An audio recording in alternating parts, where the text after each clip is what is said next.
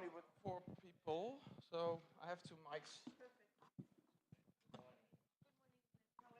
put them here. There Yes, we go. perfect. I will tell them. Okay, thank you.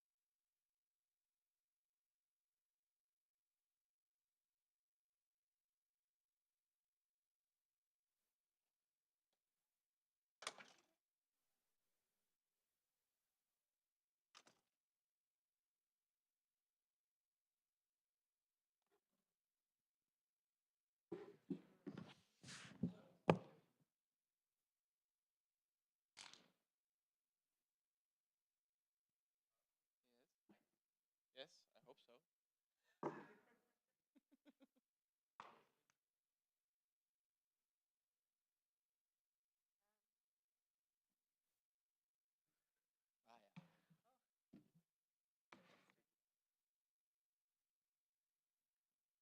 Good morning. Can maybe the lights change a bit? Yes, thank you. So, welcome, Shira.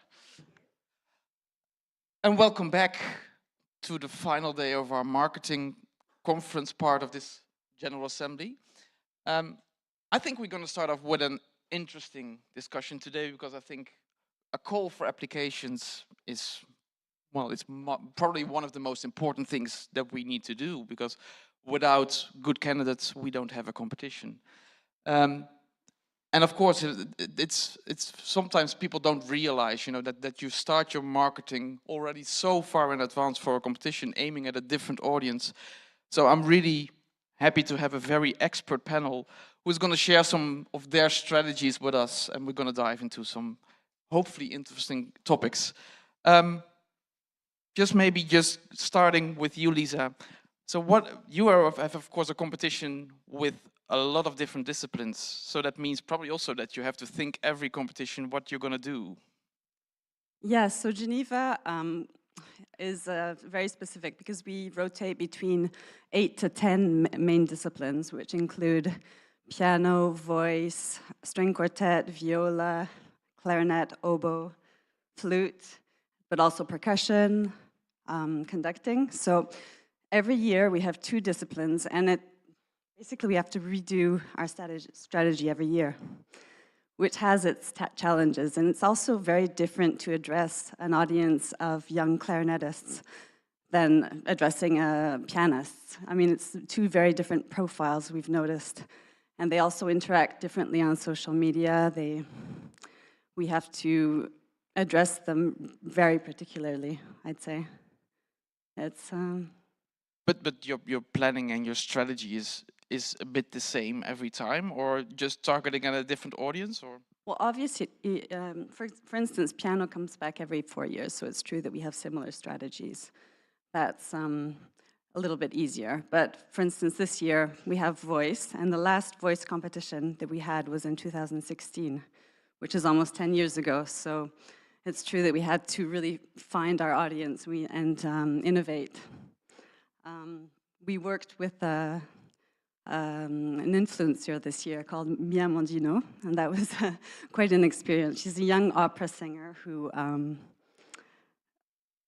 has her own YouTube channel, which is called L'Opéra et ses Zouz, and she has a very young audience, and it's exactly the type of candidates we wanted to reach. So we contacted her and asked her, well, would you agree to do a video for us and decline it across the different platforms? So she made one for YouTube, a YouTube short. She did one for Meta, one for Instagram, and one for TikTok.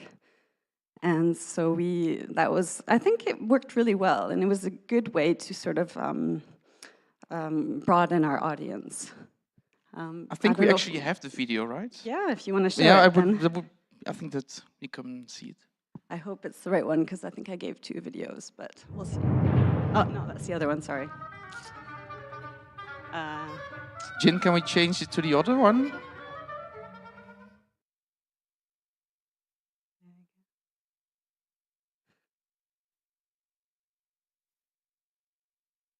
Hey, are you an opera singer? Like a young opera singer currently in the competition circuit? If so, listen to me. I'm here to tell you about one of the most exciting competition happening in 2024. I have too many things in my hand, it's not gonna work. Give me a second. Okay, competitions, very important for young singers. But today, I'm about to tell you about a competition that does not only judge your voices and your performance, but also your brain. A competition that judges opera singers' brain cells? Isn't that fabulous? I tell you more about it. So why am I talking about opera singers' brain cells? Because the Concours de Genève judges not only your voice or performance, but also an artistic idea, a project that you have. If you win this competition, you will be followed for 2 years by professionals who will help you make this idea of yours a reality, which is very rare for opera singers. You can apply from anywhere in the world. First 2 rounds are online things, so if you make it to the semifinals, you don't have to pay a thing. The competition will fly you to Geneva. Whew, I am late. I think you have most of the information. The application deadline is April 17th. Don't miss it. Let me know if you apply. Good luck, tie, tie, tie. Yeah, so we had her emphasize 2 things, which is the personal artistic project, which is one of our specificities. During the semi-final round, candidates have to present a project which they would like to realize within the next 2 years after they win the competition. And if they are one of our laureates, we help them realize this project as part of our career development program. So that's what she was talking about when she was saying it's a competition who judges opera singers' brain cells. Yeah, I think it works very well. Yeah. Maybe, Anne, you can share, because you, of course, have a regular discipline, a structure, so people know that your competition is coming. How do you play into that history and that database that you already have for so many years? Sure. Kia ora, everybody. I think for us, it starts with really understanding what our unique selling proposition is, USP in marketing jargon. So because we're not one of the big grandfather competitions, very boutique and very specialized, what we're selling is not only the opportunity to win a competition, but the entire experience of coming to New Zealand and coming away hand on heart. We are able to promise and deliver that you will leave New Zealand a stronger violinist, more insightful. You will have become part of a community with your colleagues. We go as far as keeping the entire tabs on all of our past laureates, all of the semifinalists that we've invited. I think we're up to about 180 now, and continually promote all of them, not just the winners, modestly, of course, but we try to do our part. So we call this being part of the Michael Hill whānau, which is the Maori word for family or extended network. So when you're in the Michael Hill whānau, you're actually part of the mafia because you don't ever get out. And we continually draw on the relationships of all of our past laureates by inviting previous first prize winners to be on our international panel or on our selection panel, appearing in our festivals. So we keep the conversation going with all of them. So this is what we're selling. It's not just a check. It's not a recording contract. It's not the tour that takes place if you're the winner. It's being part of this network where you know that you're cared for. So we use this philosophy in our languaging when we're talking about our campaign, in our imagery. You might have said, I wish I'd thought to bring a picture, but our hero shots for the campaign are previous winners that are in the mountains of Queenstown and trying to connect youth, camaraderie, joy, scenery, incredible artistry in one element. So we've saved our the 2026 edition. You'll see that picture pretty soon. That's Gabrielle and Tinyung, so that'll be fun. It does require a woman to wear a gown and stand in the snow for a while, so we have to be careful about who we choose. So the proposition is what we're offering them, and we also want to make sure that we're conveying, again, what our ethics are and our ethos. So we like to think that we are a safe place for young artists to go. They're going to be treated with respect. They're going to be authentically cared for. We make this proposition to the teachers. We don't promote ourselves as the top competition, but we do want to be a competition of choice where teachers at the beginning of the school term, when they're making plans with their violinists, say, yes, go to the Michael Hill. If you can get in, you're going to have a great experience and you're going to learn from it. So this is how we try to package our proposition together. And then when we actually look at how to communicate this, our budgets are not grand, and the Kiwi dollar is pretty crap compared to the euro and the US dollar, so it doesn't stretch very far. But we rely a lot on direct marketing, so we have a database that we keep refreshing. I simply just hire a university student that wants a little project to spend about 30 hours on the internet updating databases, et cetera, so it's money well spent, because then we're able to land into data inboxes. We purchase advertising campaign largely through the violin channel because it's such a perfect fit for us, their philosophy and ours, and it happens to be violin. Thanks, Jeffrey. And then we also do a lot on paid social advertising, and we draw on all of our laureates and winners to help us spread the word, because when they say they've had a really good time with us and that they valued the learning and the experience, that's an incredible set of ambassadors. So if we've got 180 past competitors spreading the word, that's our guerrilla marketing campaign. Because you said also to me beforehand that you are taking surveys and you're keeping track of how do they learn about the competition. So we've been doing that as part of our application process for about 10, well, I don't know, maybe 8 editions or so. We ask them in the application, how did you hear about us? And it's almost consistently the same. Teacher is number 1. Word of mouth is probably right around there, and it could be the teacher, it could be a friend. Or we say past laureates, we get a lot from the past laureates. Violin channel, World Federation, and social media, but that's kind of crazy. So, but we do find that, and it ends up being more than 100% when you add it up, because you can tick multiple things, but it's usually at least 30, 30, 30, so it's pretty evenly distributed. Very interesting. So your proposition is very clear. Shira, what is your proposition? Hello. I think it's working. It's working. Yeah. Wow, I really like a lot of what Anne said about the the warmth, the feeling that you're going to be taken care of. I feel like this is a lot of the value of the Montreal competition as well. We talk a lot about le chaleur humaine, the idea of when you come, there's a real warmth to our competition, to our community, and we have wonderful host families. There are relationships that go on for decades. Montreal is a very open city. It's a very diverse, accepting city. I think everyone feels comfortable there. And it's also a very attractive destination for a lot of people. For a lot of Europeans, it might be their first time in North America, or Asians their first time in North America. So we draw a lot on the culture of our city.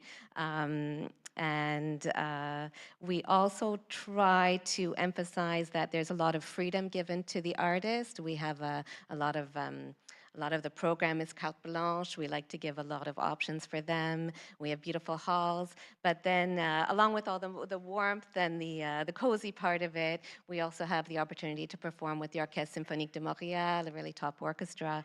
So we think we have a really wide variety of propositions in Montreal. So not quite as much as Concours de Genève, but we do also alternate disciplines, voice, violin, and piano.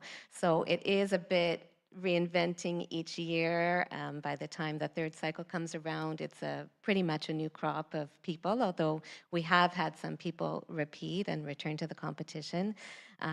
So there's different levels of the marketing campaign. That's social media, some advertising. And as I was saying to you before, Rob, I think even though it's a distinct campaign for applications, we really see it as the beginning of the full cycle, and it's the first opportunity to even tell our local audiences that the competition is coming, the excitement's already building, it's a piano year.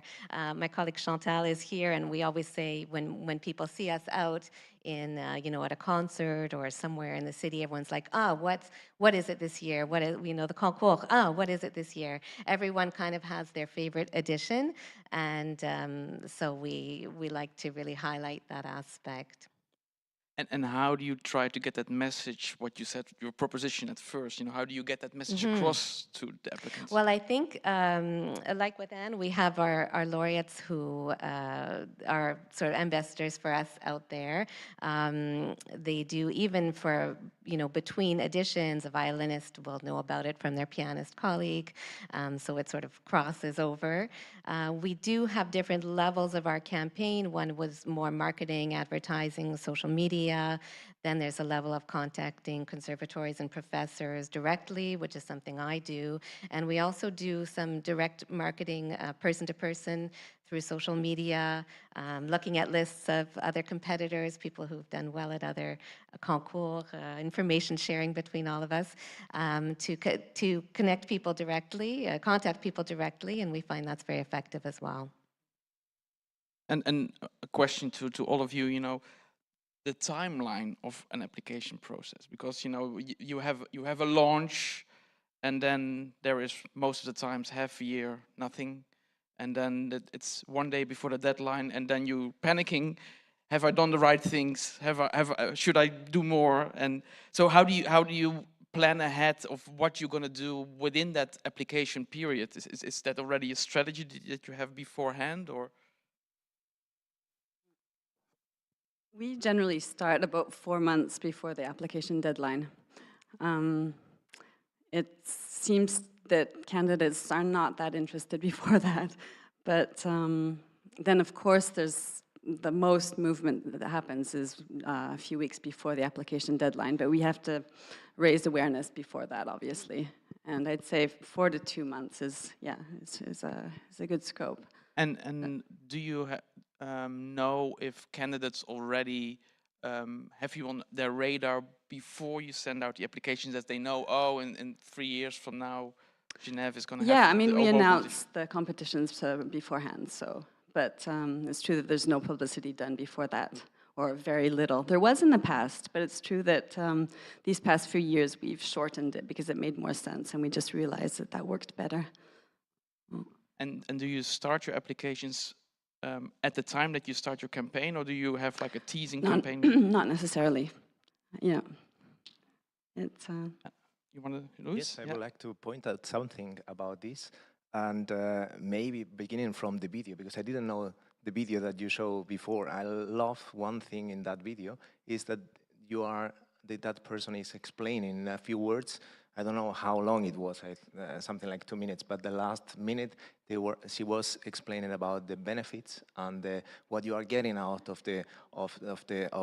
winning the competition or being one of the winners, and that's very important. Just to compress and to bring that, okay, if you come to us, this is what you can expect. This is how we will work with you afterwards. And I mean, getting that message, it's really, really important. And just coming back to your question regarding when most competitions opened and the application process, we see that those competitions that do open the application process like 1.5 years in advance or something like this, it's not really helping them also, or it's not like the numbers are not bigger than others, because then usually it's a combination of saying like what you just were mentioning, like, okay, next year or in 2 years or in 3 years, this is what's gonna happen. But then the call to action is now within a span of maybe then up to 6 months, let's say. So now you have time to prepare, and then to prepare the videos and do everything that you have to do, maybe a little bit more if then you request a lot of specific repertoire, but not too long, because then you lose a little bit the span, that point of, okay, call to action, now react, prepare, apply. And I think this is one thing.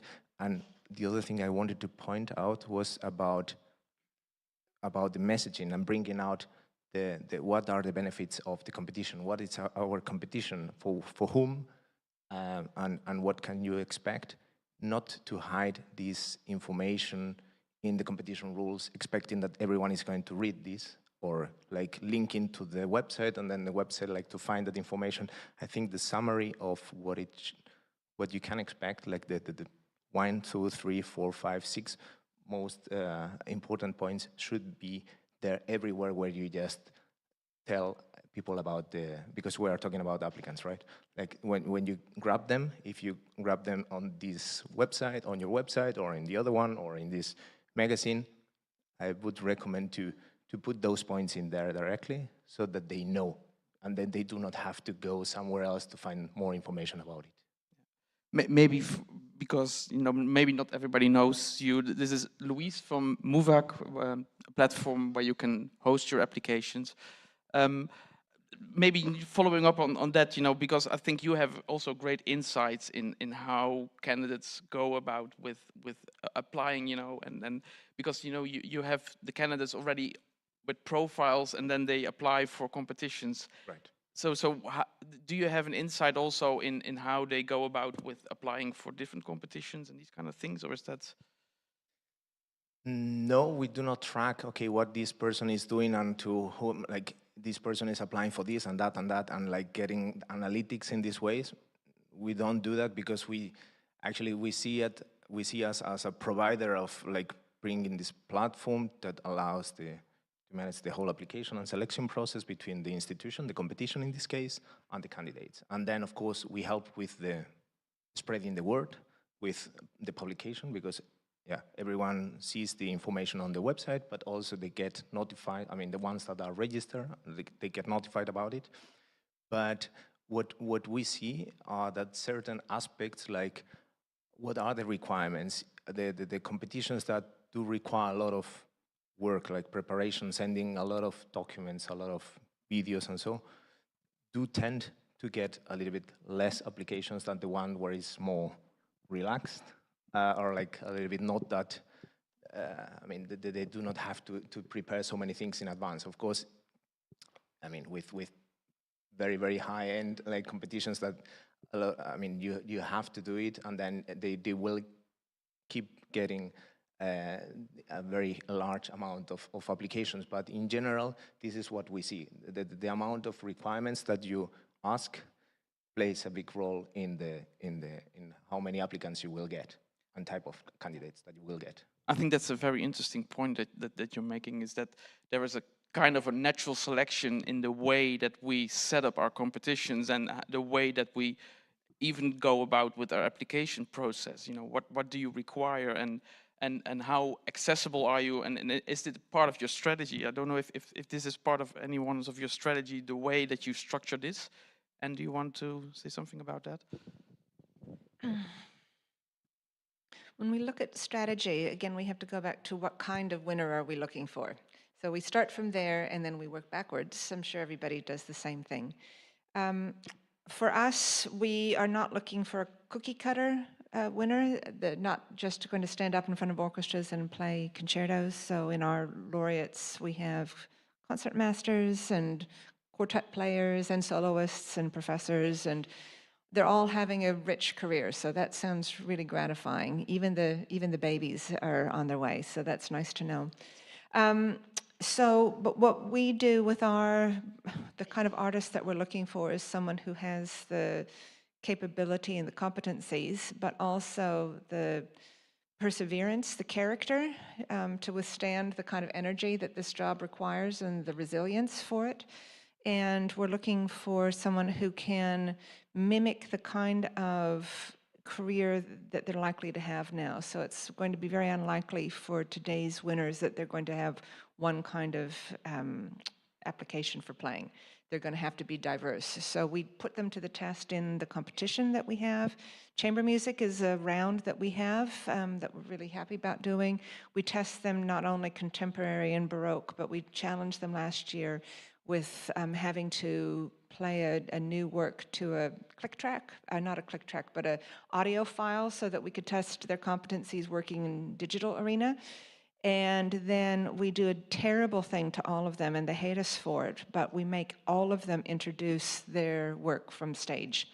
And they hate it, and it makes them much more nervous than the actual playing. They only have to do it once. Some are beautiful.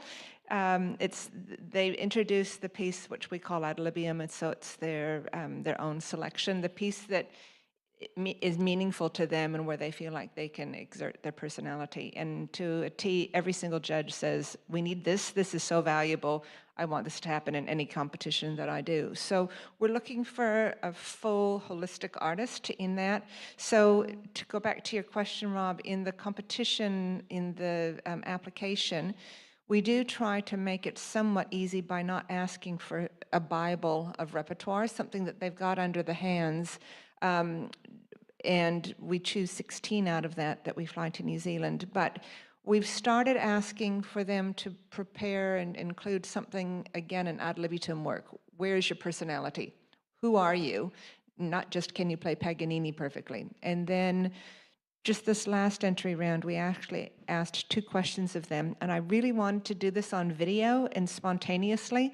HR companies that are recruiters have software to do this, where you can log on to something and you're prompted with a question. You have 10 seconds to think about it. It was very expensive, and I'm not technologically savvy enough to come up with this on my own, so we forfeit that. And also, we didn't have the ability to interpret ourselves, so it had to be in English, and we thought that might disadvantage people for whom English wasn't a first language. So we prompted just 2 questions for them. One was, why the Michael Hill? And the other one is, what would you do with the opportunity if you had it? And this is getting into a completely different topic, which we don't have time for today, but our whole judging approach is probably different than many. And so what we found out is that question did not really influence the selection panel's decision making, but incredibly valuable for management. Not only for starting up the kind of PR machine, but to be able to understand and prepare for the kind of young artists that were coming to New Zealand, because we hadn't seen any for 4 years with our COVID lockdown. So what was really gratifying is this latest generation is whether or not they're being genuine with their answers or just trying to look good, but they were consistently saying part of what they want to do is give back now and do more community outreach and share their art, etc. So that's something I hadn't seen before and was really gratifying, and I think it's a good sign for us. Very interesting. Shira, do you want to share No, I just found that very interesting, the statement or the vision being part of the application process. So it's the same preliminary selection committee that would also review that part of the application? Um, we run our pre-selection round in 4 rounds, and unlike I think a lot of people, we don't do it online. We use platforms to collect the data, but our pre-selection panel meets in person and has the most gruelingly hard 5 days of listening and deciphering, and they do the first 3 rounds blind, so they don't know who they're listening to. I monitor the screen, and then again, we have a different kind of voting system, but it was only for the last round of it might be down to 40, and they have to select 16 that they know who they're seeing, so that's when they see who it is, and that's when they see their statements, so they get an idea of the persona. And Lisa, you have, of course, this video where you talk about this project that they need to do. Is this also something that you need to apply with? You don't need to apply with that, no. That comes after the first public round of the competition.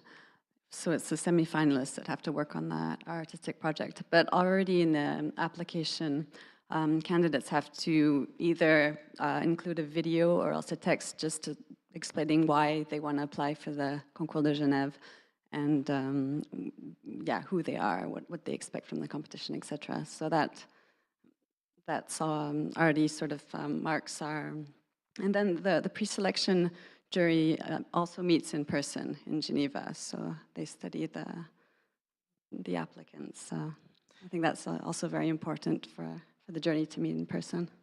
Yeah, it's interesting. I feel that this is a tendency that it's not only about, you know, how they perform on stage, but also, you know, what do these people bring, you know, in terms of artistic vision. And for instance, for my conducting competition, we think a conductor is really important, that there is an artistic vision. So we asked them, you know, to write 4 sample programs for different settings of the orchestra and explain why they made such certain choices. And we noticed that the jury actually gravitates to those, and they think that that's even more telling than the technique that they're showing. Of course, technique needs to be there, but you know, as a conductor, you really also need to have some kind of an idea of, you know, how to work with this repertoire. And it tells more than just an interesting program, but it also shows how, if you understand, you know, what the capabilities of an orchestra and an institution like an orchestra is. So I think it's really interesting to bring these kind of things into to your selection. I want to circle back to something Anne said, and that was language. How important is it to communicate in different languages? And attached to that, do you have certain target markets maybe in mind when you start doing your application process? Well, I would say definitely yes, because we live in a predominantly French city. Our first language of our competition is in French, so all our materials are in French first. Of course, the application is bilingual, but we're certainly interested in seeking out French-speaking candidates. I mean, it doesn't put them ahead of others, but we're excited when we we definitely look for them. Put it that way. Yeah. But in terms of being accessible with your applications, do we feel like English is enough these days? Or you know, I remembered when I started off, you know, we made these translations in Chinese and Korean and Japanese. And of course, you know, with Google Translate, you know, everything's available. But Right. do we still invest in these kind of things? Or?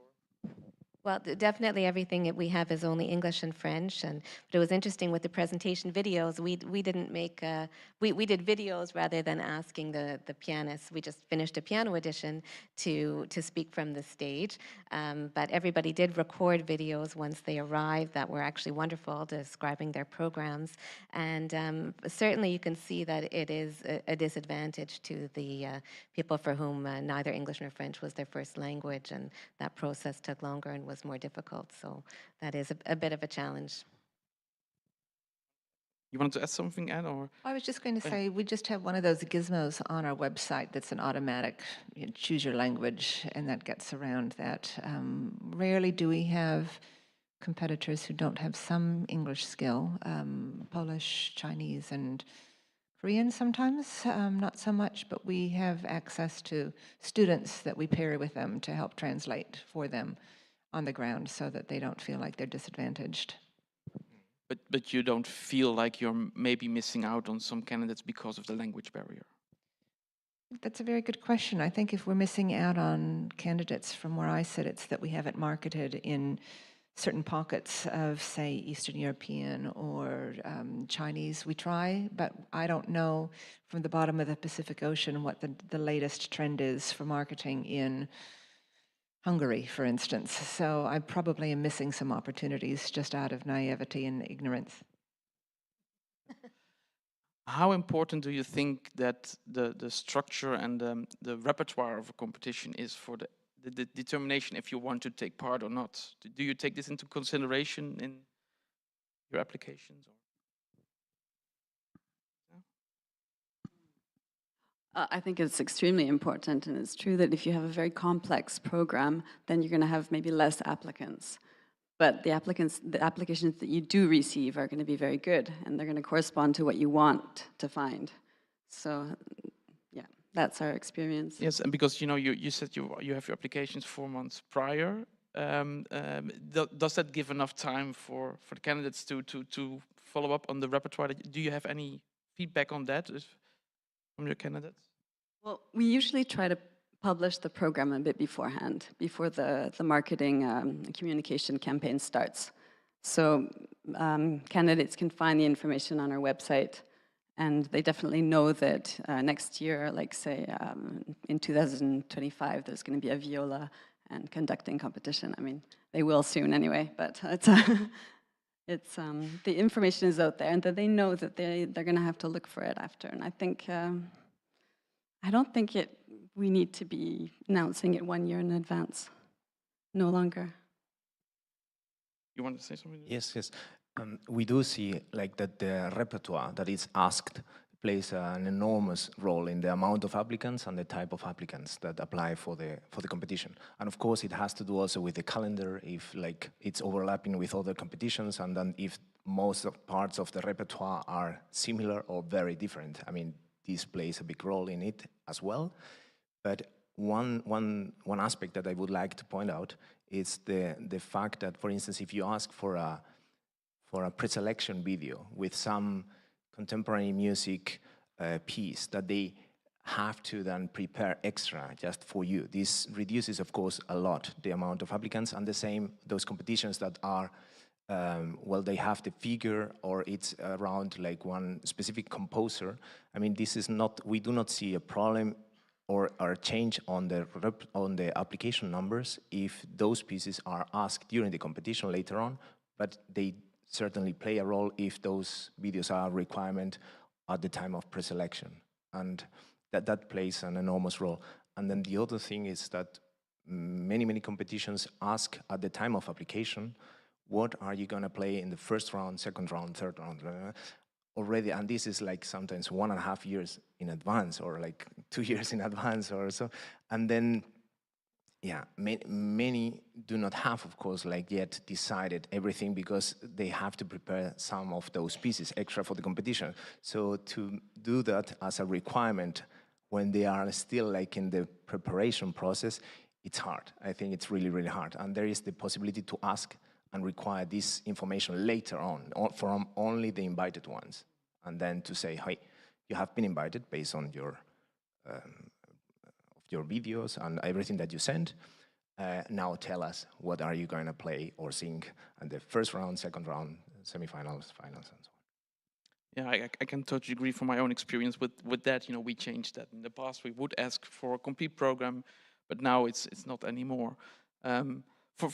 If I may talk about the list competition, for us, repertoire is really, one of the keystones of our applications, and it's also, I use it really as a natural selection process, because we have very special repertoire each time, and so they need to put in the time and effort to take part in the competition, and that means that I get less applications, and I'm actually happy when I have not so many applications, because I always feel like, I want to give real attention to the people who are, make this effort of applying for the competition. If I may, I have also a video that we made for our list competition, the application. I just want to show the first minute of it or something, because the repertoire is so important, and every time changing, I feel also just like you did with your competition, you want to explain a little bit about, what am I doing? What am I asking for? And what do you need to do in order to take part in this competition? Jin, do you have the video? Today we proudly present the details of the next edition of Liest Utrecht, to be held in January of 2026. Hang on, I think we should make it a little bit more festive. In 2026 we will celebrate our 40th anniversary, which we will do by looking back at the great history of our competition, together with many of our well-known laureates. However, as you might expect from us, we always look to the future as well. So, let me share with you some exciting new features of the 2026 edition. Just like with previous editions, we will highlight the works of another composer, next to our name giver Franz Liszt. Any guesses who it might be this time? No, it's not the obvious choice this time, although it would have been for Franz, who idolized this composer and regularly performed his works in concert. He even published editions of most of his piano works and transcribed quite a few of his famous opera overtures for the piano. You want to guess again? No, not Verdi, but of course the amazing Carl Maria von Weber. We cannot wait to put this 19th century pianist and composer back on the map. Coincidentally, in 2026 we commemorate both his birthday and his death day. Throughout the competition we will be presenting many of his works, and of course a lot of known and unknown pieces by Franz Liszt as well. Furthermore, there will be a new work by Dutch composer Joey Raukes. Just like last time, Liest Utrecht consists of 5 phases. First, there is the online selection round, where you are allowed to use any previous recording of a work by Liszt. The second phase is the live first round, which takes place in Utrecht in January of 2025. 20 pianists will be invited to give a 40-minute recital, and there are 8 pianists who will be selected for the next 2 phases.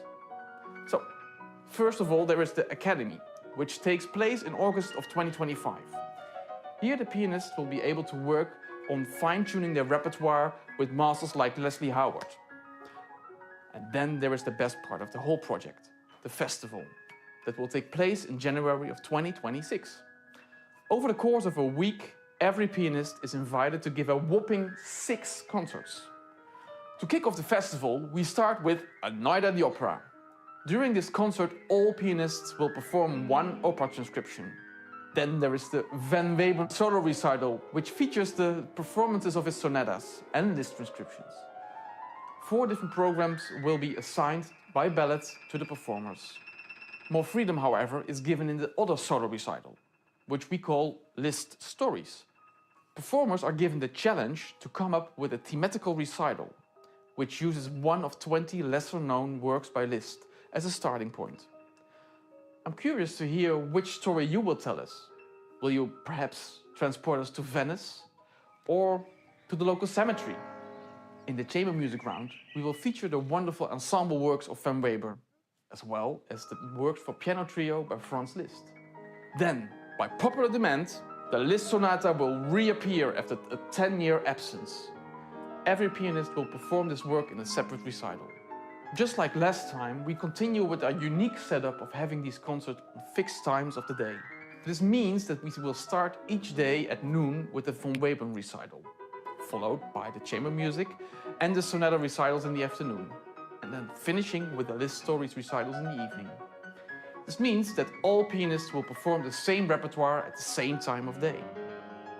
After the festival, 3 winners will be selected for the final phase. This is a performance with the Nederlands Radio Philharmonic Orchestra, conducted by Stefan de Neve. And there they will perform a selection of Liszt first or second piano concerto. The Grand Prix winner will then perform again the next day with the same orchestra, this time at the Concertgebouw in Amsterdam. At Liest Utrecht we are looking for professional performers who are ready to start their careers. So to underline this, Liest Utrecht is offering a fee to all pianists taking part both in the first round and the festival phase. Of course, this comes on top of the accommodation and travel expenses that are offered. If you are considering to apply, go to liszt.nl to check out all the details and repertoire. And oh, do check out the deadline dates for the application. Sorry, it took a bit longer than I thought. And anyway, I have to look at the time. I think we discussed most what we wanted to discuss. Just one more question, and I don't know. I didn't mention my jury at all. How important for you is the jury still as an ambassador for your competition, and do you select your jury based on what may be, the results of applications? Somebody wants to say? We select our jury before we go public with the application round so that the competitor or the applicant knows who they're going to be playing to. Yeah, but the question why I ask is I know that some competitions think, by selecting certain jury members, they will invite people that they will know or they will draw attention. How important are they as an ambassador? Is that something that is a role for you, Chira, or not? Yeah, I think so. We're in a funny place because we're about to launch a new edition and our call for applications for our voice edition. So we're changing gears right now for piano. So our voice jury is almost complete. So it's definitely something that comes into mind, having a good mix of people who could engage our winners afterwards and also well-known names and professors. So yeah, we're certainly hoping the jury would be able to spread the word and be ambassadors for us as well as our conductor. Okay, wow. I think it's time to open the floor if there are any questions.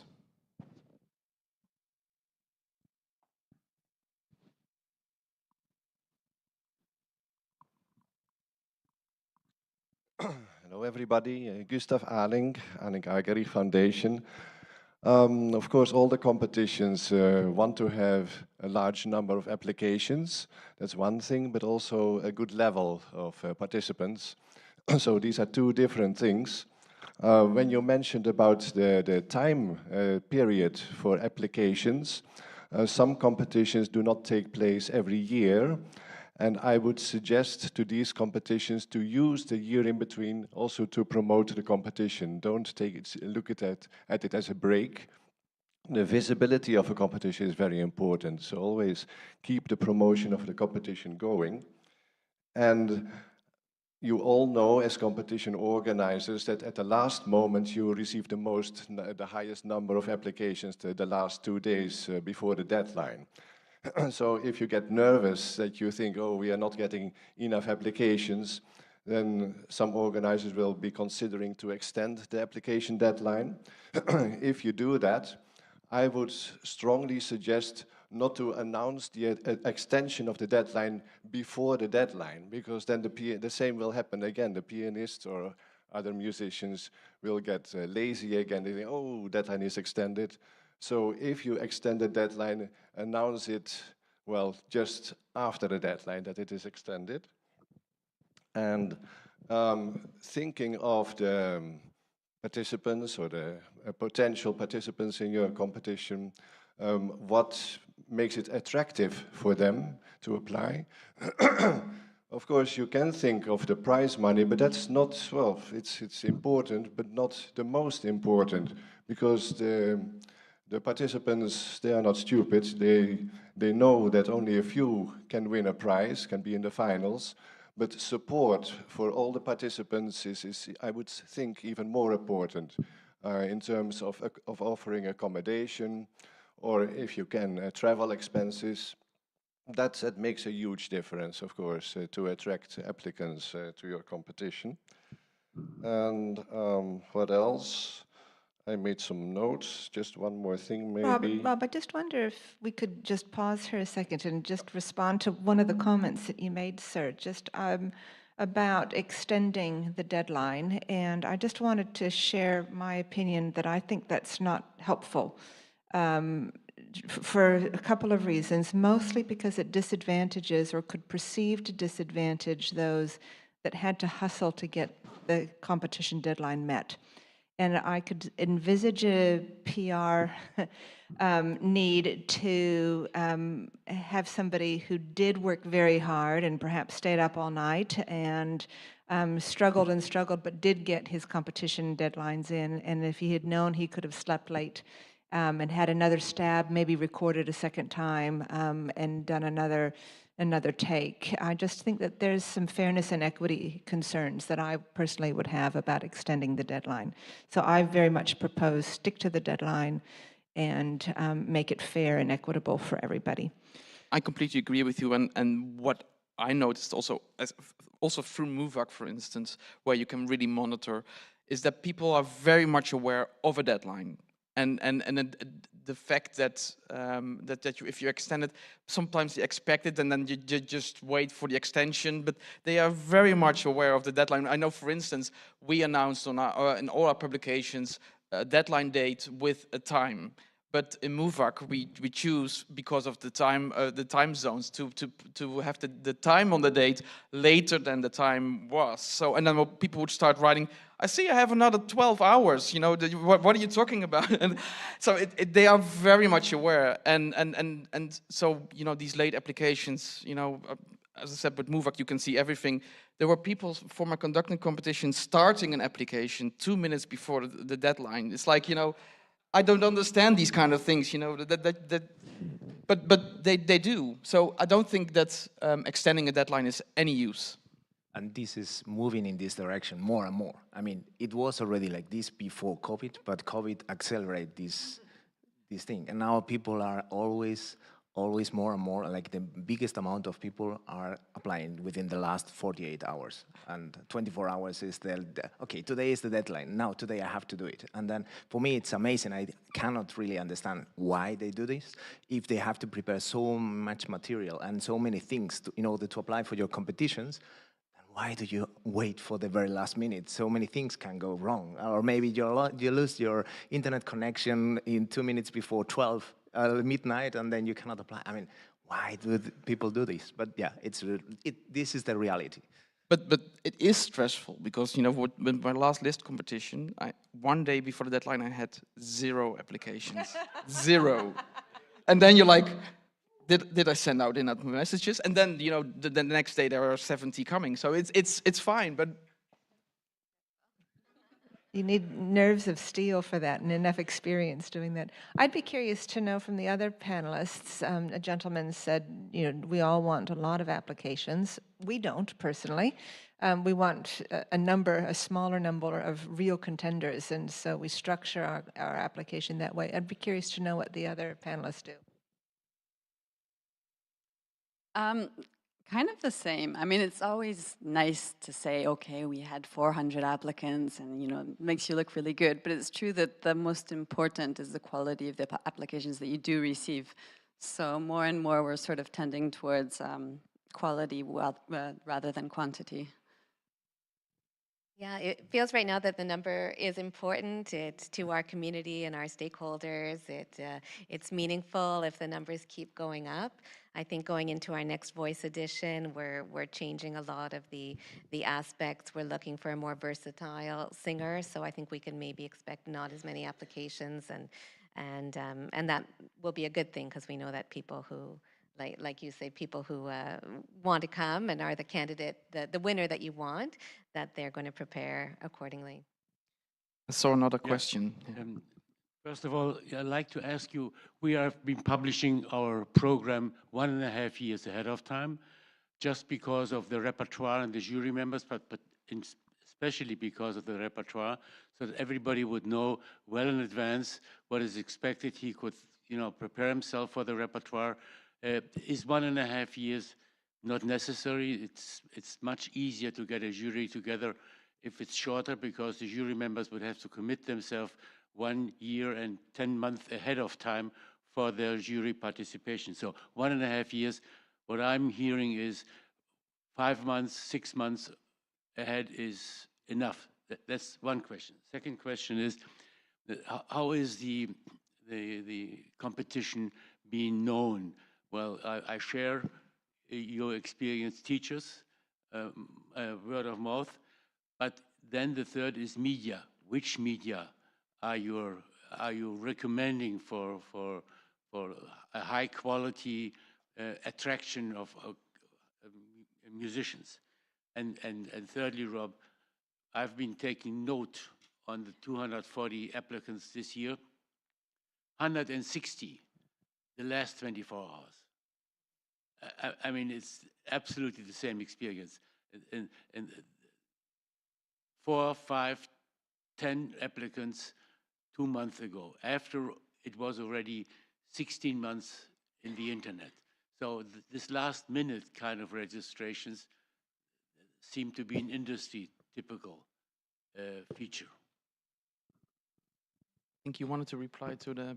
Yeah, just to specify the fact that we look for the jury well in advance, and the program is thought of at least a year in advance.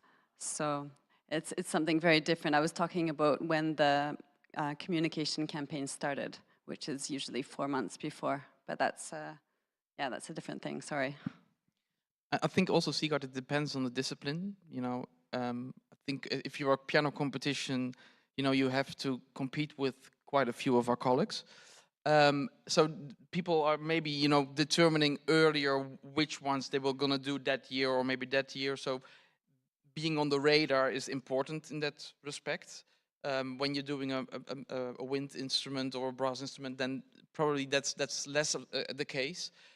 So I think it also depends on that. But it's also, I think that also plays a role. I think it's, if your competition is taking place every year, then of course you have that, I mean, the traction helps you. So people know, and then they miss this year, so they know they can then apply for next one, and then more or less, I mean, the repertoire is changing and things are changing, but they can expect, okay, it's probably taking place within the beginning of June, or and then this is what I have to prepare. But another thing, so I would do recommend a longer period of time for those that take place every 3 years or every 5 years, or where you have like this year is this and the next year is that. And so like the in this case, for instance, flute players, where they only have the possibility to apply and participate in that competition every 4 years or every 6 years, or I don't know, like then to do an extra work on reaching them, letting them know in advance that this is going to happen, and now when it's the time to the call for action, now it's the time to apply. But and you know, musicians quite often do have a plan longer than we think. You know, they already know, okay, that year I want to do Chopin, so maybe the year before I want to do that competition because that would be a great lead up to the Chopin competition. Or, so they are conscious of you know, when different competitions are taking place and what would be a good time to do a certain event.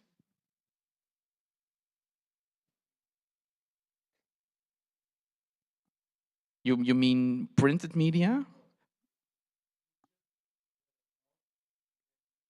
Yes, media. Yeah.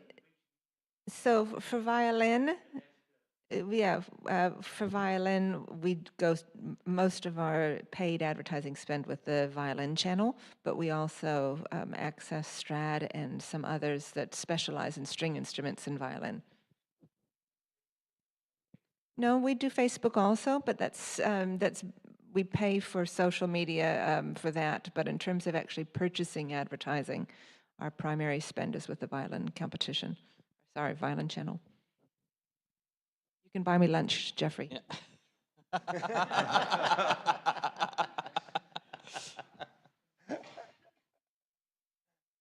Any more questions? Yes. Final question. One comment regarding the repertoire. We believe that the repertoire is an important pre-selection criterion. So we do require the full repertoire long before the competition, but we do let them make changes much closer to the first round. So I think this solves the question. We can enjoy both worlds. We would do the same, and because I think that presenting their program is an important aspect of the application. It is something that the pre-selection jury does have access to, but there is, we do the same. There's an opportunity to make adjustments later on. There's one more question in the back. Yeah. Eugenius from Vilnius Lithuanian Music Professional Competitions. I would like to go a little back to yesterday to discussion about stability and to connect this online booklet also program to this conversation. And we are working with our own platform artistdb.eu, And after registration, we allow for our candidates to announce the final program up to 1 month before competition. And this platform is directly connected to our website, where online booklet is announced, and every competitor can connect to his profile and change program himself. And when he changes it, it immediately appears on our online booklet. Also, they can change the order of performance. And sometimes we allow to change the order of performance just 1 hour before performance or day before. And this solution allowed to us to be very free in that. Of course, we have some rules, which kind of program they should play, but at the time of registration, we not ask to announce exact program. We say that you need to register, you need to think about your program, you need to be ready to the competition, but your final decision can be announced months or 6 weeks before the competition start. Okay. Thanks. Thank you. There's one more question there. Hi, Jeffrey from Violin Channel. Hi, Liz, Shira, Lewis, Anne. Having just come from Queen Elizabeth competition last week, they usually, I believe they had about 400 applicants, and in their first round being very, very large, having 90 first round candidates. I know a lot of exceptionally good violinists that were prize winners at your competitions who didn't make that first cut into the, they were potential finalists, they didn't make that first cut. And there was a bit of conversation in regards to if a candidate has already won a major prize at, one of the major competitions, should they be given automatic selection to the first round for a big competition like Queen Elizabeth to ensure that you are getting the best quality of applicant. Listening to 400 tapes, you could get very tired and miss some good ones. I know with your competitions having much smaller invited candidates, but in theory, what do you think of this idea of automatic entry based on previous results? I think that's very interesting because I'd love to talk with you more about that because I was aware of that as well, and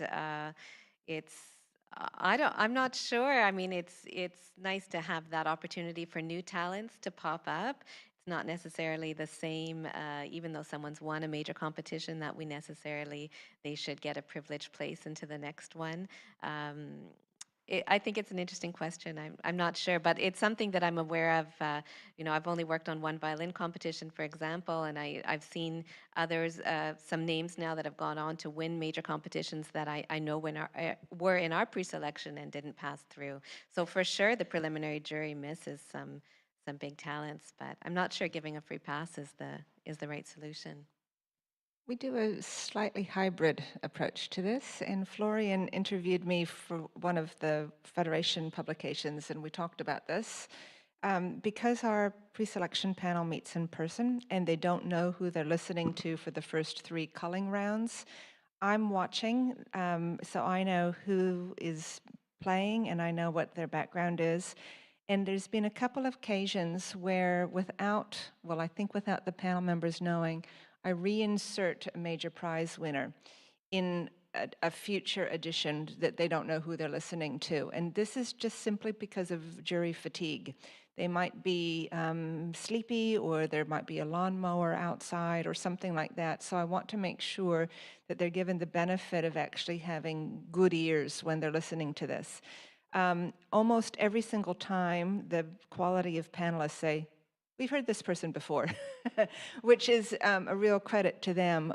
In the time of doing this, and I'm talking maybe a handful during, say, 160 applications, just a handful, just to give them a fresh hearing.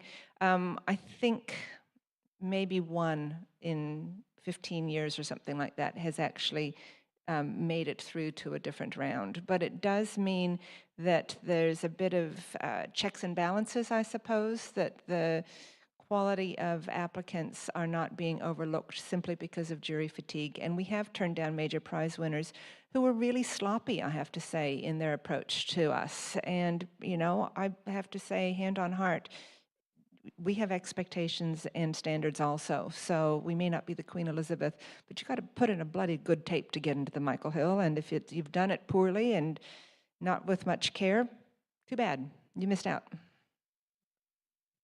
That's great.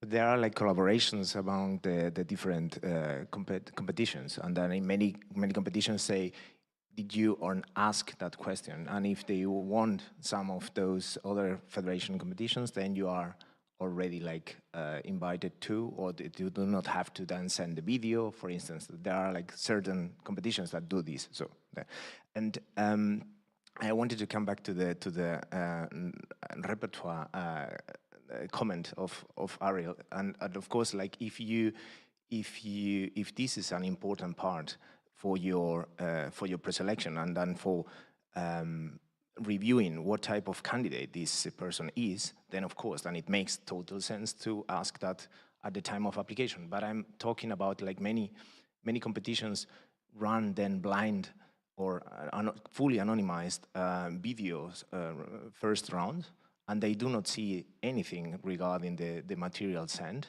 And then why then do you ask for all that information at that time? So I'm just raising like some questions, or like, are there recommendations later really required, or like we are basing our decision based only on the video's quality, on the quality of the plane? Then should we then ask for the recommendations later? Is someone caring about this or not? And then maybe then other questions like, okay, the type of program proposals and so on and so forth. So it's more like, I think it's more about raising the questions of, do we need this? Yes or not? Do we really need this? And then if yes, of course, then it makes sense. But if not, maybe then you can then simplify a little bit in some aspects or in some parts the application process, and then require that information or those extra documents at the time when you really need them.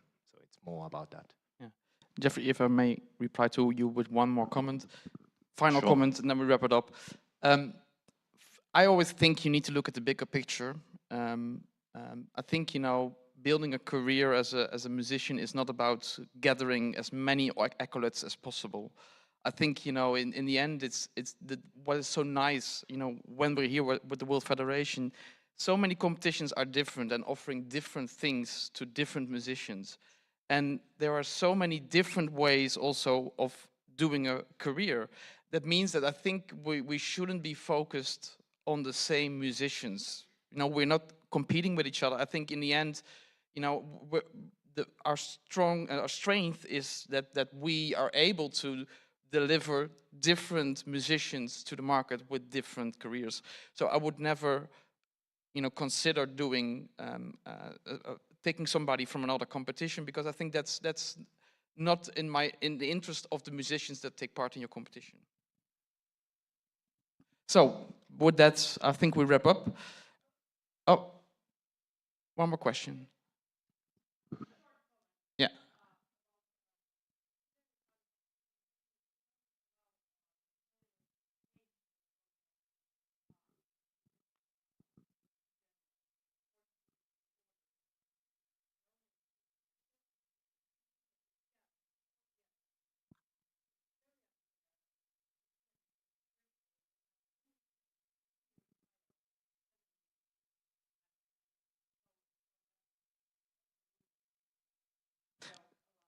Yeah.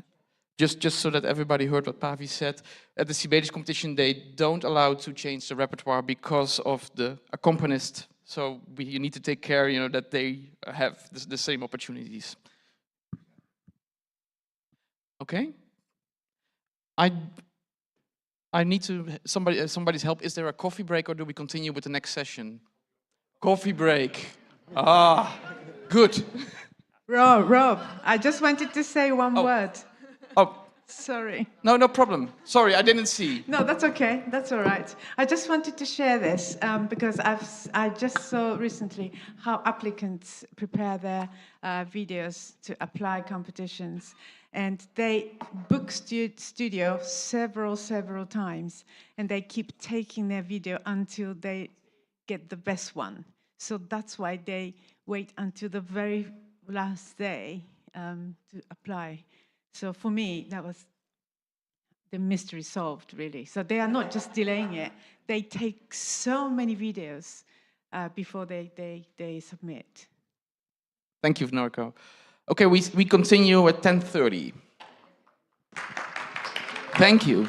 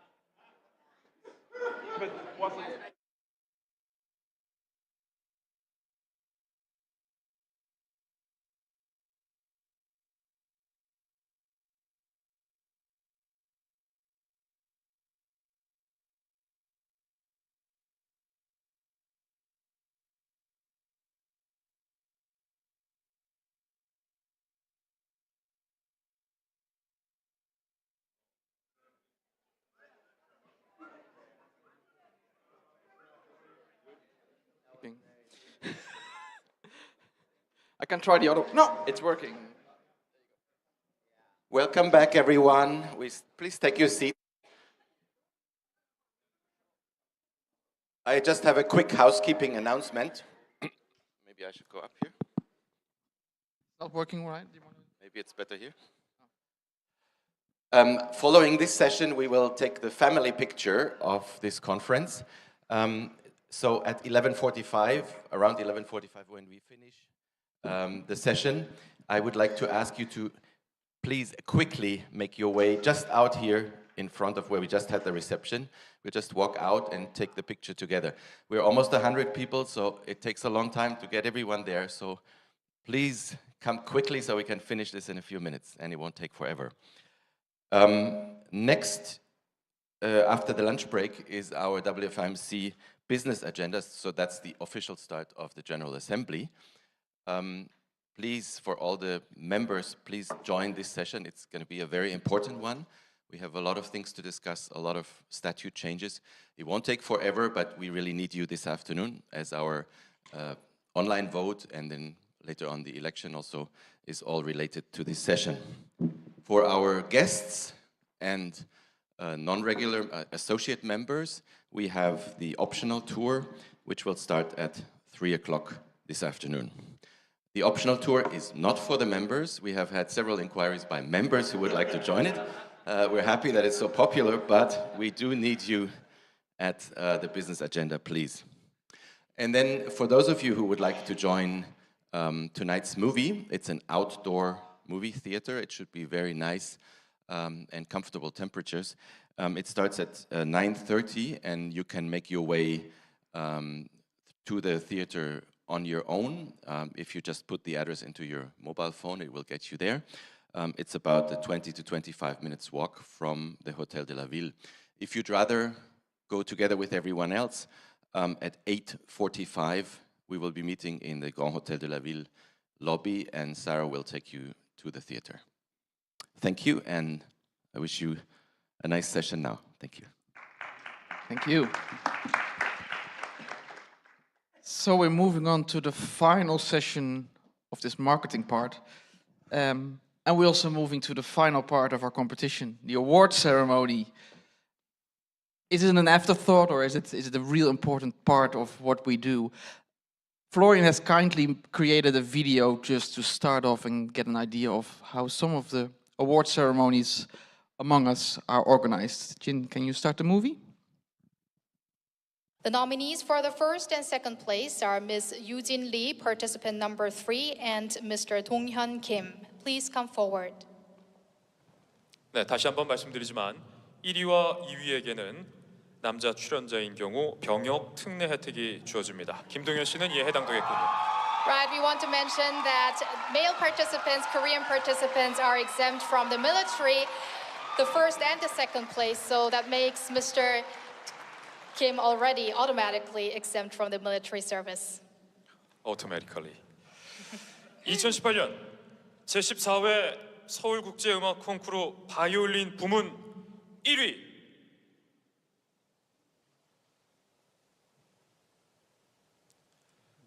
김동현 씨입니다. 축하드립니다. The first place of the 14th Seoul International Music Competition goes to Mr. Dong-hyun Kim. Congratulations. Qui lui est prêté par la Nippon Music Foundation pour une période de 4 ans. Lim Ji-young, qui est donc cette candidate coréenne de 20 ans à peine. Elle a joué ce soir, elle a joué le concerto de Brahms, la 4e des 4 interprétations qu'on a eues ici au fil de la semaine. On va embrasser.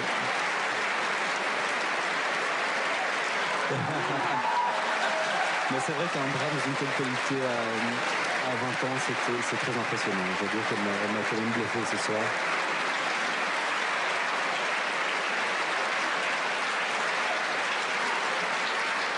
Et on sent que c'est un talent qui va évoluer.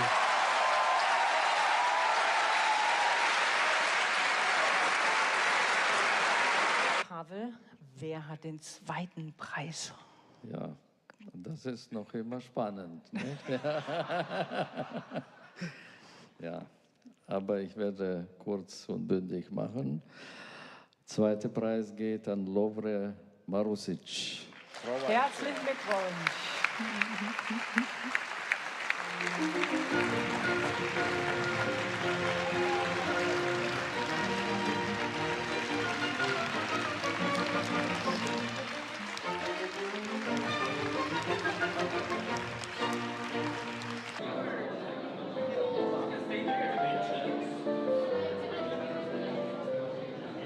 Szanowni Państwo, witamy bardzo serdecznie, dobry wieczór.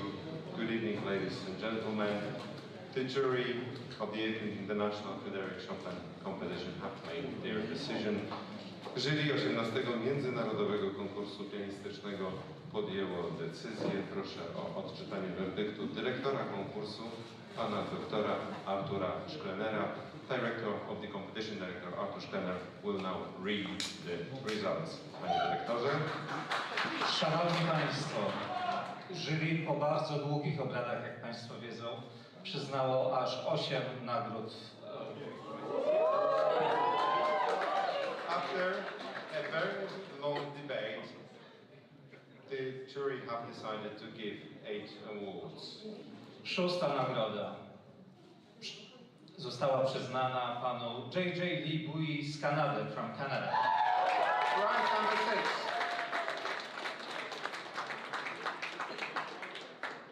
The 5th prize, 5. nagroda, Leonora Armelini, Italy.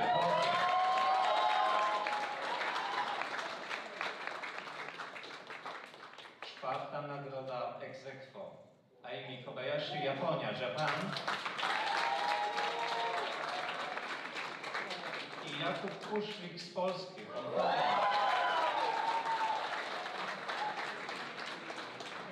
Jakub Puszlik otrzymał też nagrodę Polskiego Radia za najlepsze wykonanie mazurków. Jan Jiracek von Arnim from Austria. 오스트리아의 얀 이라체크 폰 아르님 심사위원입니다. Soo Jong-shin from Korea. 한국의 신수정 심사위원입니다. And our chairman Michel Béroff from France.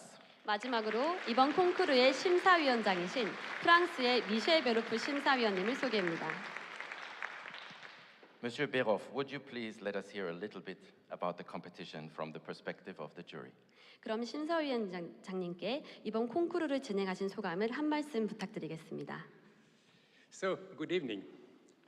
First of all, sorry if I repeat some compliments which have been made by Mr. Florian Rim, but I really strongly feel I need to make them. Okay. First of all, of course, I want to congratulate this wonderful jury who has been working with me for 1 full week. It's a very distinguished jury. I was very honored to be chairman of this jury. And of course, we had been working 1 week with lots of concentration, and it was hard work. But first of all, I must say, it was pleasure. Listening to so many gifted young pianists.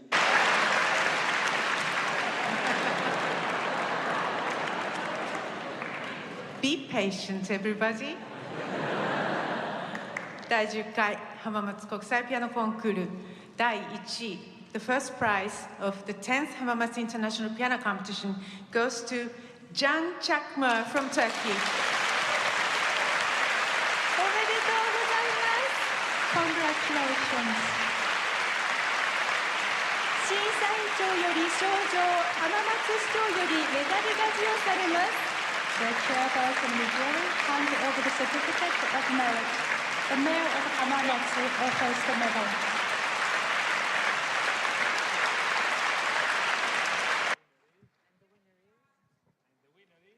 Il premio Paganini, First prize, la 57esima edizione, the lo assegna 57th a Simon premio Giù. Paganini goes to Simon Ecco Giù. il premio Paganini 2023. Consegna il premio il sindaco Marco Bucci. Bravo, bravissimo, meraviglioso, meraviglioso.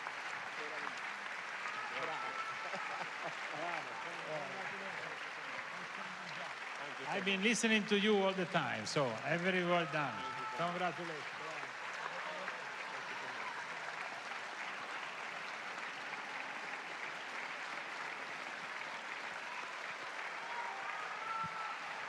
국제음악 콩쿠르의 1등 수상자는 대한민국의 임윤찬입니다.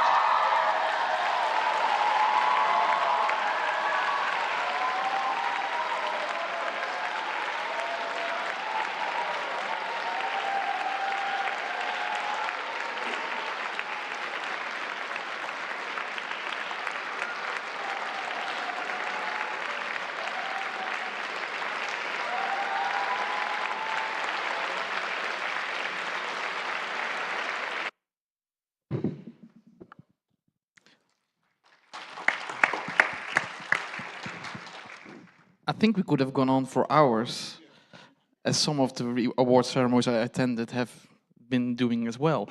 I want to have an open conversation about, you know, these ceremonies. What do they mean to us?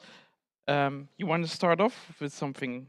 Oh, well, you're already in like oh, this. yes, I'm poised for action here. Yes. No, I think award ceremonies are actually absolutely wonderful things. And one of the questions that you prepped us with was, what is the meaning for them? Should we have them?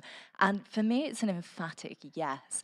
So I'm coming at this from two particular angles. The first is that I present the Concours de Genève finals, and with Didier, we present the award ceremony together. And also, as a journalist, I'm turning up at a lot of competitions and I'm reporting on them. And first of all, I mean, it's the bit we've all been waiting for, isn't it? Hours and hours of music, and then finally it's crunch time. Who's going to get the gong? And I think it's really, really important to have that. And I think a competition without an awards ceremony isn't much different to an audition. You need that moment at the end, the climactic moment. And you know, as that video showed, I mean, they're joyous, aren't they?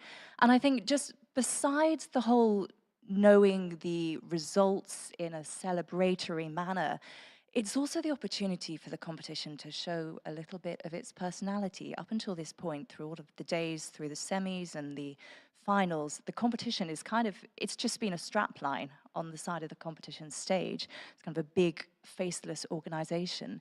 And the judges too, to a certain extent. And now all of a sudden you have all the jury on the stage, you have the competition management on the stage. It's the time for smiles. It's the time for everybody to see who the candidates have been hanging out with backstage, what kind of an atmosphere the competition has. And I think that's so important on so many levels for competition PR and also just for audience enjoyment and a better understanding of this competition that they've come to view.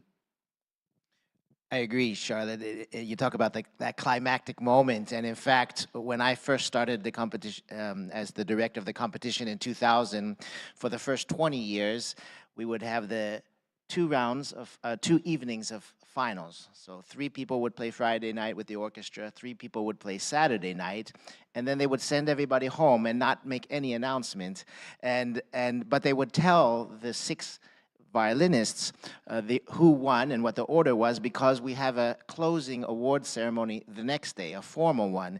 And in those days in Indianapolis, we had 2 newspapers. We had a morning newspaper and an afternoon newspaper. And the whole idea was that they wanted to save it for the press so that we could have our award ceremony and then they could print right away and be front page news.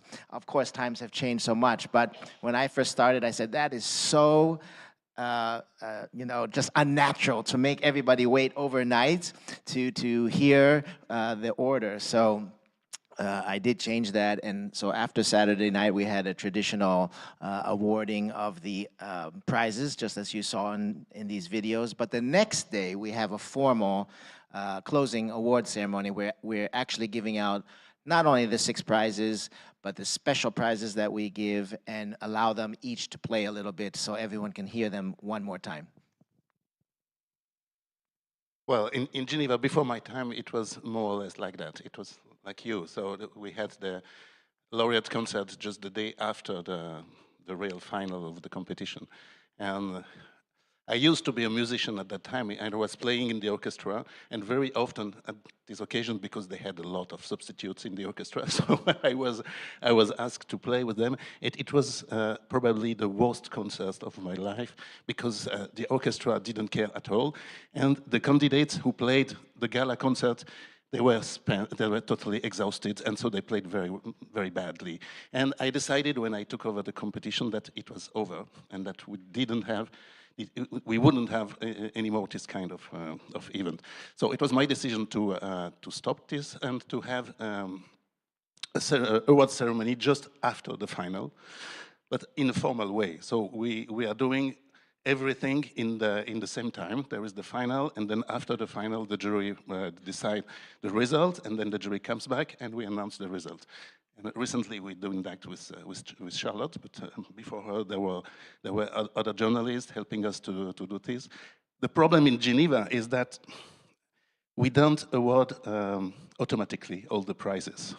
And so it may happen that the jury decides not to award the first prize, or not to award the second prize, but only 3rd prizes, which is a disaster for the audience, as you can imagine. And so we don't know that till the very end of the evening. And we come back on stage, and I say to Charlotte or whoever is here, well, we don't have a first prize, so be prepared to the reaction of the audience. And so it's not easy, but it's life. And the people in Geneva, they know the rules is the following.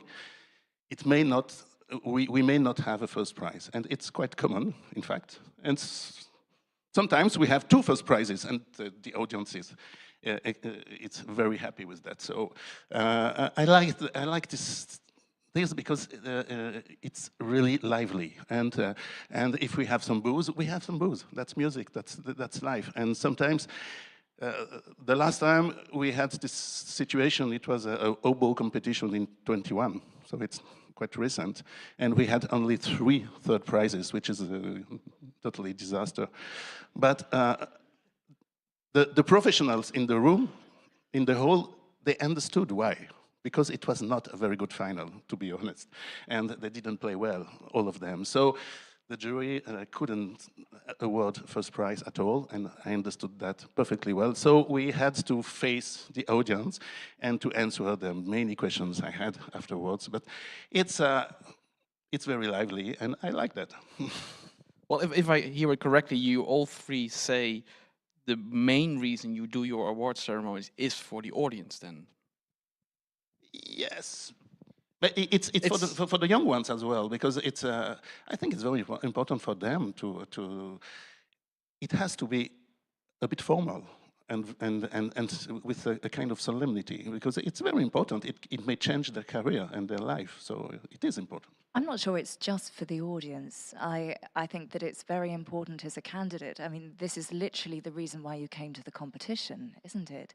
And no matter what your placing is, you deserve, after all of those hours of performance, first of all, I think you deserve to stand up on that stage before the rankings have been given out and be given a jolly good round of applause by everybody for what you have done, regardless of what your final ranking is. And then I think that it's a wonderful moment when you do get the applause for whichever ranking that you've got. I think it's really important. Otherwise, I think to go through all of that preparation, though, all of those hours, all the emotion, and then just to kind of slope away at the end in a bit of a damp squib is, I think, not fair on the candidates. I agree. I would say that it's so important to honor the prize winners, to let the audience celebrate in this very exciting moment. But for us, it's also important, and we've talked a lot about how difficult it is to raise money. So it is our opportunity to let our sponsors shake the hands of the prize that they may be awarding, to come up onto stage, to be recognized, for us to thank them. So it's a huge opportunity, and the only opportunity for us to allow them to have some visibility as well. So I would say from a sponsorship standpoint, it's important as well. I'd also say, just going back to what Didier said about how it is awful if you can only award 3 third prizes, I think there is also the element in that as a professional listener, if you like, sitting in the audience sometimes when there isn't a first prize, I find that much less depressing than a first prize being awarded, and I just don't think there was a first prize in the room. I've been in competitions where I've just not been able to fill in my audience ballot because I just don't think there is somebody who deserves that first.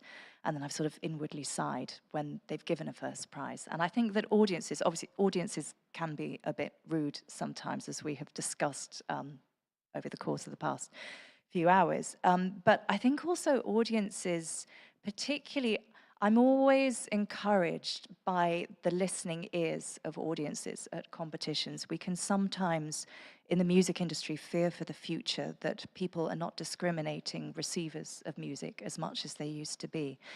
And yet, if you sit in a competition audience, time and time again, you find that the biggest applause, in my experience anyway, is for the people who you also think, as a critic, wow, yeah, these are the real deal. And so I think there's a certain extent, I mean, not entirely, as we've discussed, but there's an extent to which you can trust the audience also most of the time to understand why a first prize hasn't been given. And at the very least, it's an insight into how the industry works for them. But if we now hear then that there are you have multiple stakeholders in your mind when you organize an award ceremony, how do you balance to fulfill everybody's needs? You know, if you want to give a stage to a lot of people during your award ceremony, how do you keep things interesting for your audiences? Or, you know, how do you make sure that your candidates are not bored on stage? Yeah, you commented you sat through a lot of long award ceremonies. So we have, let's say, 17 to 20 prizes to award, and that is a lot of people getting up. We don't let them make speeches, so that's one thing. And then secondly, in between each prize, so for instance, if it's the best performance of Mozart, then I will usually ask one of them to perform a movement of a Mozart sonata or something. Best performance of a Paganini Caprice, then I will have a different laureate play a Paganini Caprice. So I punctuate the program of talking with playing, so there's always some interaction there. So how long is your award ceremony, Glenn? I'm always asked to make it shorter, but it is probably about 75 minutes, I would say, 75 minutes.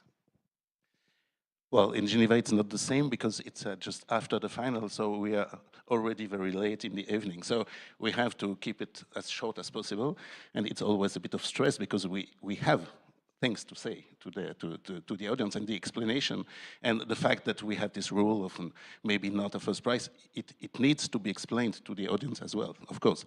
So we try and keep to make a kind of suspense. So we begin with the lowest prize, the special prize, the audience prize, etc., and then we begin with the third, the second, and the first at the end, of course. So, of course, people come on stage and give the prizes because we have partners and sponsors. And but all in all, it's what, 20 minutes maybe? Yeah, not more than that. Yeah. What's nice about the Geneva as well is that there is certainly one prize that is given to all of the finalists. So it is nice that before you've had the big prize, everybody has come on stage to receive a prize of their own. So there isn't that awful moment where there's one lone character who hasn't received anything. To be honest, I want to say that it's quite new, and it happened in the past that we had finalists on stage who had nothing. And I was, I was told by the audience that it was not possible to continue like that, and so give everybody something. And 3 years ago, we had a very generous donation, and so we can give a prize to every finalist, which is a great prize actually, because it's an award of 10,000 Swiss francs to make concerts and to realize a project. So it's something. It's not just a little prize. It's a big prize for every finalist, which is a laureate of the competition. Circling in on the needs of the finalists on stage, how do you foster in the you said it's important to give credits to these candidates, but still there is probably with some of them there is a lot of disappointment that needs to be hidden or not. So how do you take care of your laureates on stage, that they are feeling okay? I'm interested to know what the other two think, but before I was trying to think about what I could bring to that question with my journalist hat on as somebody who writes for young artists about competitions and interviews a lot of young artists. And the first thing was that Johan Delen, who of course won the Nielsen a few years back, and he's one of the calmest, most unflappable young artists you will ever meet, but he volunteered to me in an interview that the very worst part of the competition for him, it wasn't the performing, it wasn't anything like that, it was standing on stage waiting to find out the results when you're just completely powerless. And I think for Johan to say that. And the other thing is that somebody once said to me when I was writing about how to prepare for a competition, how to do a competition well, that in order to not let your disappointment, your emotions get the better of you on stage in front of thousands of pairs of eyes, visually get the better of you, you have to have planned in advance what you're going to do. You have to know what mind game in your head you have to play to make the right facial expressions. What you're going to do with your body has to be mapped out, or else you might just flounder at the crucial moment. And it occurred to me that that's not necessarily something that we can count on all of their teachers to do for them. There are some very ambitious teachers in the world, and they perhaps are not putting the point across that if you're in the finals, you're kind of a winner anyway.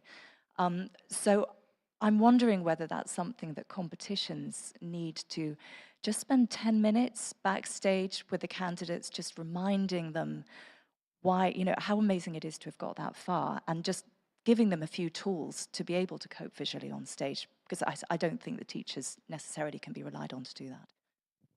I think this is a good point. Also, if you looked at the videos that we were seeing before, is that quite often the candidates on stage are a bit clueless.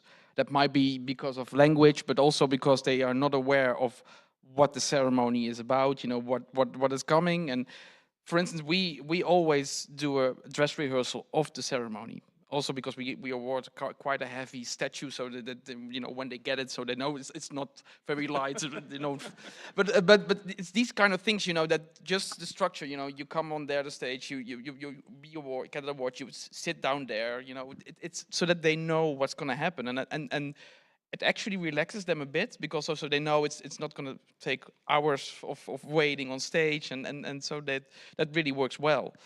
You want to say something? So our award ceremony takes place on a Sunday always, and it's in the afternoon, about 3 o'clock.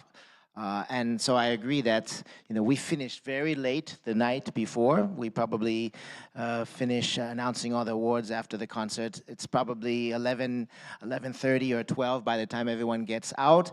Everyone goes to party. Whether you won the first prize, you're partying. Whether you got sixth prize, you're partying in it, not partying, but you're like you said, probably depressed. I mean, it always amazes me how many times, and I'm sure many of you have had this experience, I will see a sixth place winner who will say to me, I never thought I was going to make it to the finals. And then when we announced that they got sixth place, they said, I can't believe I didn't win. I mean, so I wish we could, I wish they would have a little better bedside manner sometimes, but we know there are many times that they are not well-mannered in front of the jury members or on stage. But we do also try to prepare them. There's very little time. That morning they come for a dress rehearsal. We try to walk them through. I think it is important to have enough staff, especially with the multi-languages, Sometimes people don't always understand all the instructions. And let's face it, you don't have time to tell them everything. Stand here, walk here, when you hear this, do this. So having enough staff to just help them through that, so it's very natural, is really helpful. And to Didier's point, I think everyone is exhausted. So in the old days, we used to tell them what to play. And then I decided that wasn't a good idea because they're just not in the mood to play something. So I will ask them, what would you like to play the next day?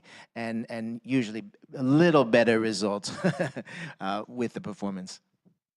Well, of course, you have always that emotions take over, and everything that has been told, is forgotten, and like the guy who was just going like, it is an emotional moment, and I think we need to take that into account. For also about giving credits to the participants. With my last competition, I started introducing first some testimonials on the screen. So I asked my jurors to say something positive about each of the finalists, and we edited a video. So we invited each candidate on stage. Then we showed the video so that they already had like this positive boost, like, okay, this is what I did right. And then we get to the award ceremony, and that actually worked, because then they already have the feeling like I'm being appreciated, that I'm here, and it's not just not the audience, but it's also the jury that is happy with what I've done. I think that in terms of walking through ceremonies, sometimes that's possible and sometimes that's not. So, for example, the way the Geneva competition does it, earlier on in the day, the stage is, you can't walk through that award ceremony, which is going to be on an empty stage because it's set up for an orchestra. So at that point, it's about agreeing very clearly behind the stage what is going on, us knowing what's happening, and then, as you say, having the people in place to push people, whether that's a really great stage manager or other competition people. And just to pick up on the idea of performing in an awards ceremony, it's interesting. It's probably a different scenario if perhaps they're doing it the following night, but I feel very strongly as a journalist that the last notes that a candidate, particularly a winner, plays at a competition should be their best notes, and that we have said that obviously it's a very emotional situation, awards ceremonies. It's also, they are exhausted by that point. And so I feel slightly nervous about asking people to play again, just because you want them to walk away feeling happy. And if the last thing they've played, having felt happy, is not so great, that's going to impinge on the happiness as they walk away. And also, I would love to say that us journalists are a really lovely, forgiving bunch, and we have big, open hearts all the time. But sometimes we make knee-jerk reactions. And if the last note somebody has played, having won, is not quite as good, you don't want to send the critics away with that as the final note, I don't think. Although I must say, most of the times, the encore performances are astonishing due to the adrenaline and what is happening. The core performances, but all that adrenaline has just gone boom at the award ceremony. There's none left there weeping. No, at the award ceremony, I mean, when I asked the winner to do an encore, like a real encore, 1 minute, and that's always a fantastic performance, because it's just coming out of this whole enthusiasm around this person. Yeah. Maybe if I may, one element that we haven't talked about is having a jury on stage. And we've seen a couple of occasions also that the jury is not prepared for what is happening, but also what is the interaction between the laureates and the jury. What is your vision on that, Glenn? We have all our jury. In this particular instance, they're not sitting on the stage, but they're sitting on the side, which gives the laureates the opportunity to shake their hand, to go down the row and shake their hand. But they do not have a role to say anything, or they are actually the ceremonial part. They're not really doing anything. So we are asking the jury to stand on stage, and the president of the jury has to say a few words. So, but it's prepared in advance. It's prepared. So we ask the president of the jury some days ago to prepare a little speech. nothing special, just something nice, and really nice for the young ones and for the competition itself. And but they have nothing else to do except standing here and shaking hands, or just bowing the head, or I don't know. It's the fact that I want them to be here because they need to assume the decision that's just taken. So it's just in front of everybody. Stay here and assume your choice. It's nice for the audience as well to see and hear from the judges. It's funny, I can remember this last year, particularly in Geneva, there was the whole, what is the golden question that we ask the chairman of the jury before we give the results? And I was going, so boring, it's the same question all the time, you know, how was the experience of judging? And you know that the only politically correct answer is to say, we had a wonderful time, we had a great discussion in the room, and it was a really hard decision. And so there was a bit inside me that was just inwardly groaning that we were going to have the same as usual. But when I thought about it, actually, I don't think that matters, because I think in the end it's about tone. And again, I come back to what I said at the beginning about personality. It's a chance for the audience to hear a voice, hear a tone of voice, see the jury smiling and nodding, and it's just that extra little dose of humanity. And it doesn't kind of matter that it could be a bit bland. It's about personality and humanity. Which is not always the case, I must say. And you know, what I found is that the jury doesn't like to be on stage, and sometimes that is also showing. And you know, I try to avoid it. So my jury is not on stage, and I always have them on the balcony, and we give credits to them, so they are visible to the audience, but they are not on stage. And it's also because, for me, the award ceremony is really about these new winners, and they should get the credits and not the jury. And as you see, you know, in the example of the Queen Elizabeth, it for me always these handshaking ceremonies are very it creates some tension sometimes, because they will cuddle the one and they will skip the next one, and then they will there's always a level of which also can showcase sometimes a relationship between a juror and the performer. But do they need to shake hands with every member of the jury? Yeah, it's not we compulsory. Don't. No. No, but there's also I think you create like an obligation, because they are there, and of course, you know, as a participant, you want to acknowledge the jury, but well, it's a question. Yeah. I don't think. I mean, sitting in the audience, I've never. I actually find it more awkward for somebody to go through like a wedding line, shaking the hands of the jury. I don't think it's necessary. I mean, if a competition wants to do it and the vibe is that good, fair enough. But I don't think it's a make or break. Of course, there has been this instance of the Queen Elizabeth this week, but yeah, which is not a problem, of course, but it's maybe going out of proportion of what it should be. You want to add something more about this? No? Do you want us to add something more? No, I think we touched on quite a few things.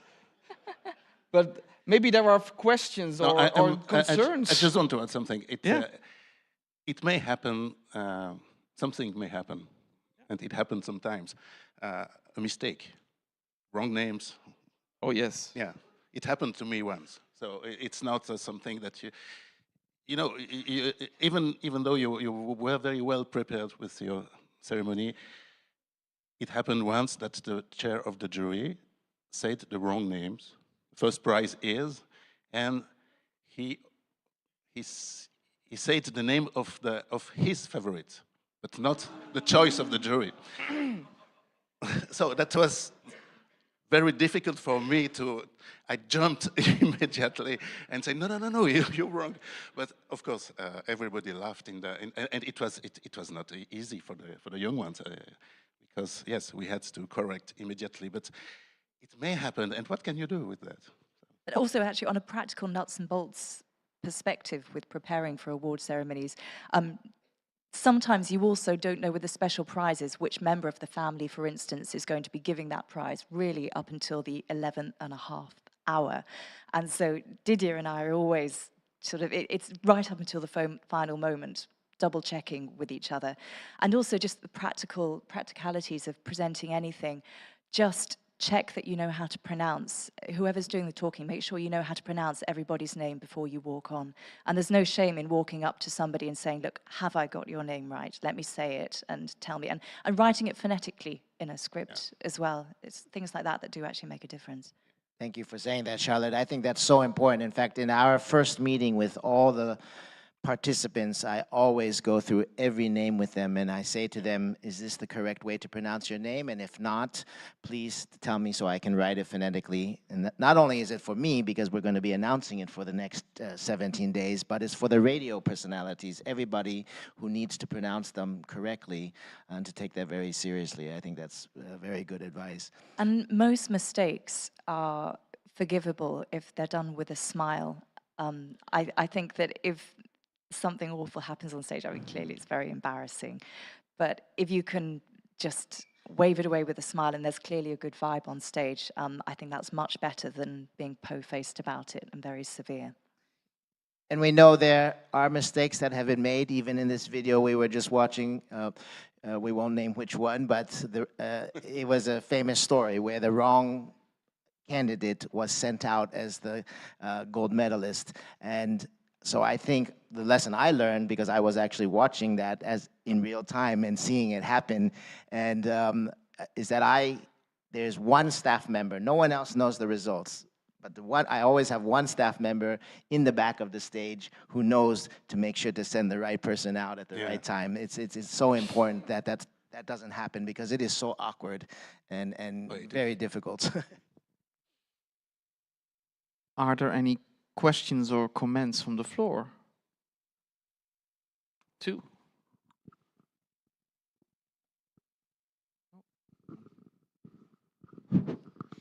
I believe that award ceremonies are one of the most difficult things in competitions, and I don't feel that at least I have the right solution. We are always trying different things and make iterations towards the perfect award ceremony. I don't know if we have achieved it yet, but I can say that the competition in 21, the COVID competition, in the finals, Florian was there, and I even asked him to congratulate as a representative of the federation. But it was a relatively long award ceremony, and a lot of people were so angry and mad at me. How could you do such a long ceremony after a long concert, 3 grand concerti with a symphonic orchestra, and then an hour and a half ceremony? It ended after midnight. So one of the first lessons was to make it shorter. And there is another problem. When you do the ceremony immediately after the voting, and you have very short time to prepare the certificates and to arrange the stage and to do everything, it's all panicky. And then it's not surprising that sometimes mistakes can happen. So the new idea was for me to do what you said you did in the past. We have the last evening with the orchestra on a Thursday, which is like Friday for you. And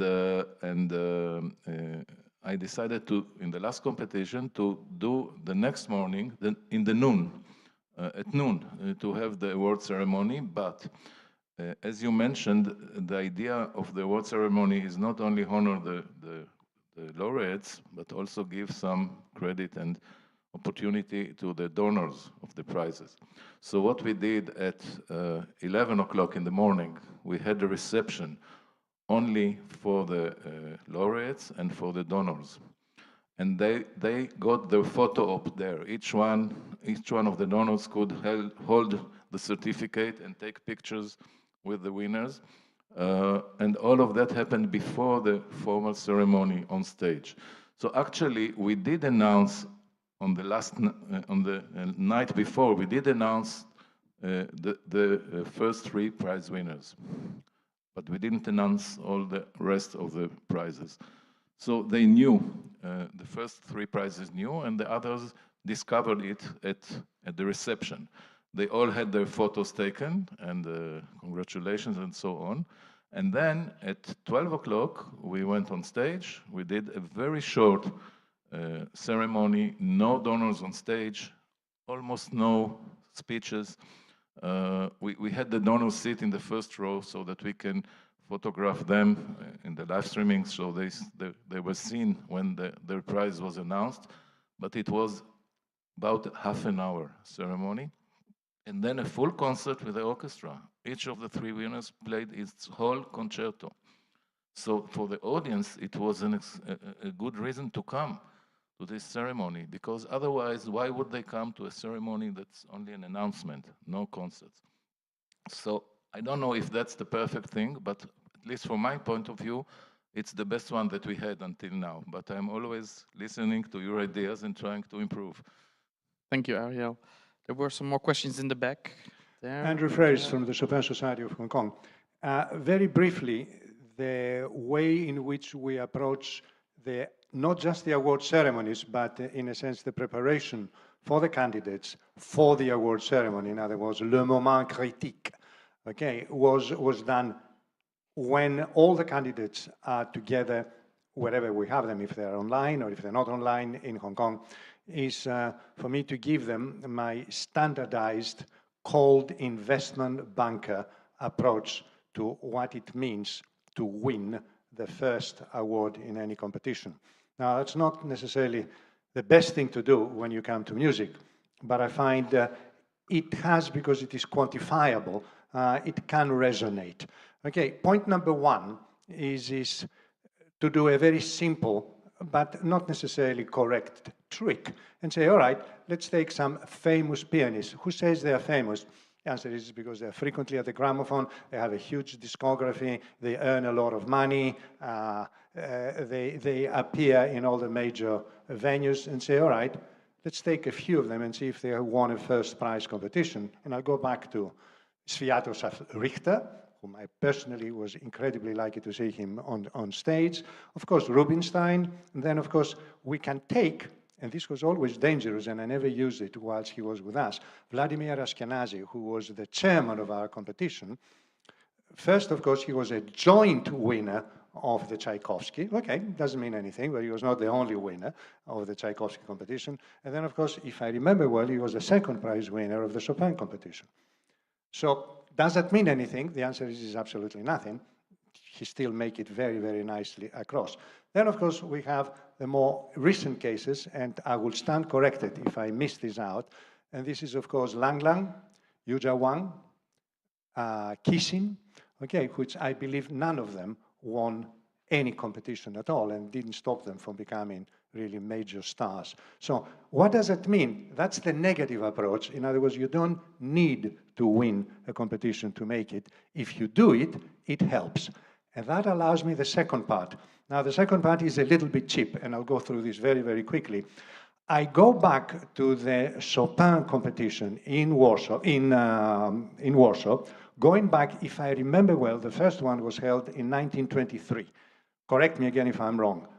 27, good, very near enough, 27. Then I take the list of all the first prize winners, and I read them slowly through, looking them to see the reaction in their eyes, because of course you go through them, and 99.9%, we haven't a clue whom we're talking about, except some exceptions. And of course, Michelangelo Bernardati, and I'm not talking the Pogorelic event, and the fact that Ashkenazy, for example, won the second prize, not the first prize. What does it mean? I would say, of all the names that I've read through it, okay, do you, the candidates, use the simple criteria? Do they have a lot of recordings? Do they appear a lot of places? Were they famous in their own time?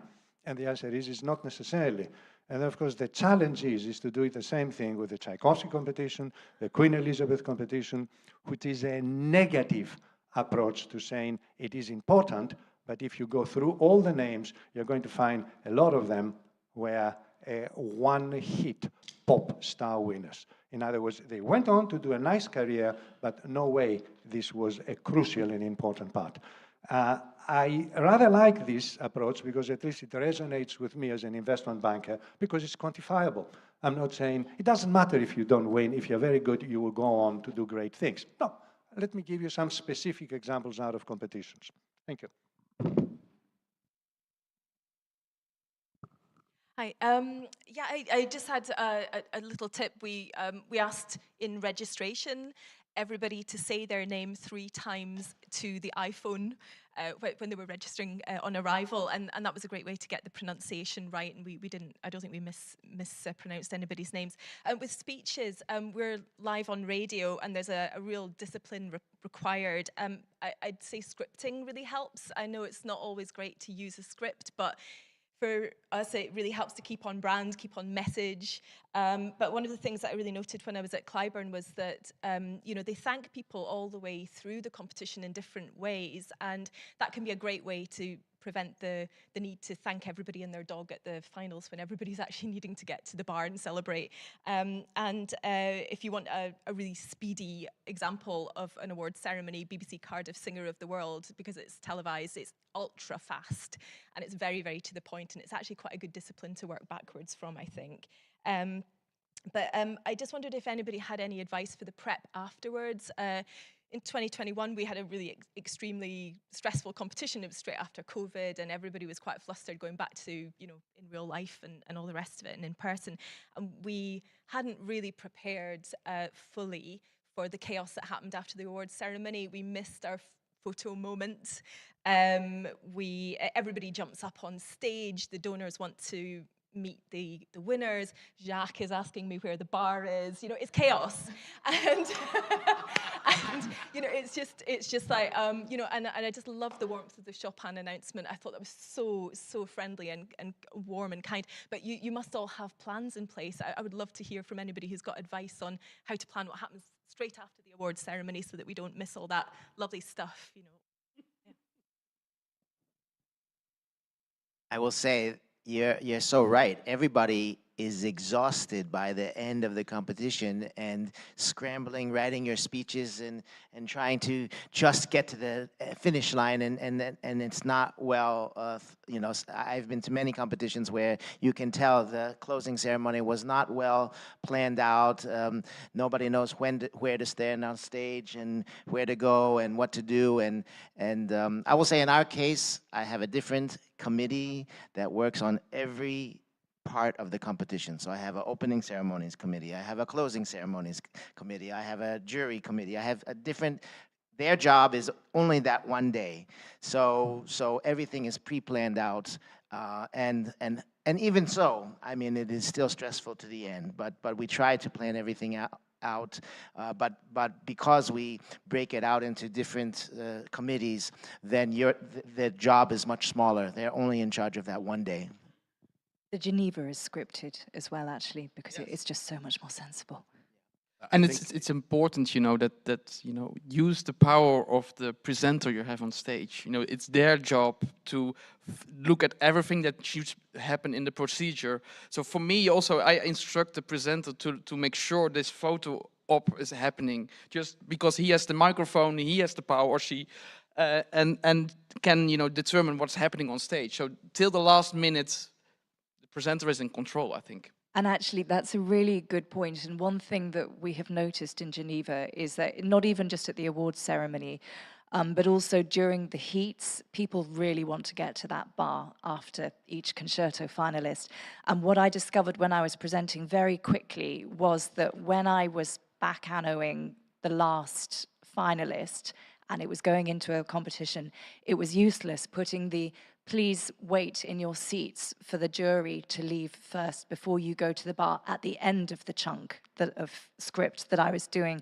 So I can remember having seen what was happening earlier on in the finals, I rewrote my script at the final moment because I could see what was going to happen, unless my very first words when I ran onto stage after the final finalists, they had to be, "Stay in your seats, let the jury first, and I'm going to talk to you while they do that and give you some information you need." But yes, use your presenter. Are you listening, Jacques? Anyway, any more questions?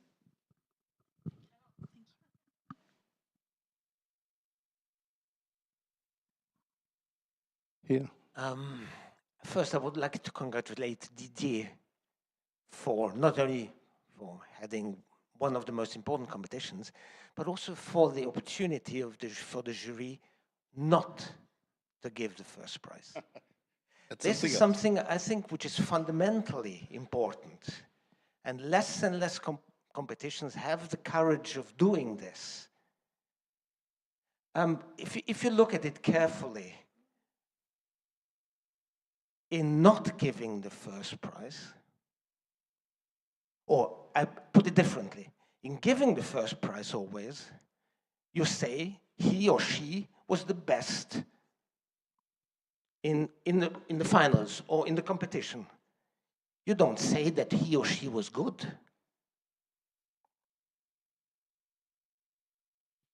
Perhaps she was bad, but just better than the others.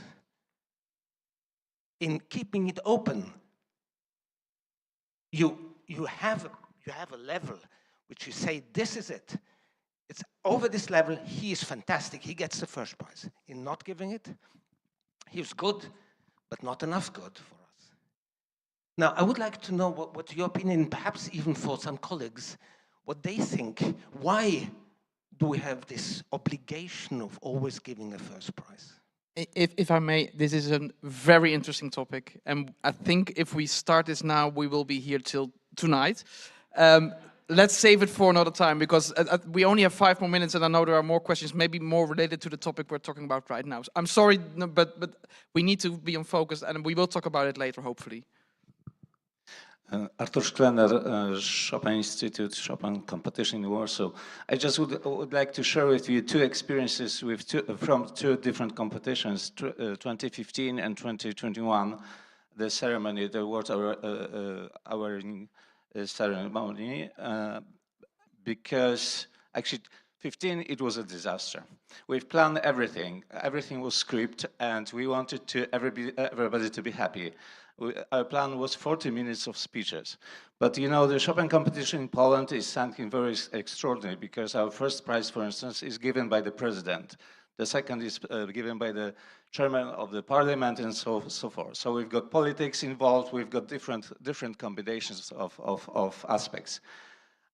Believe me or not, after 1 hour and a half on a stage, I was looking at the audience, seeing people, some of people just sleeping.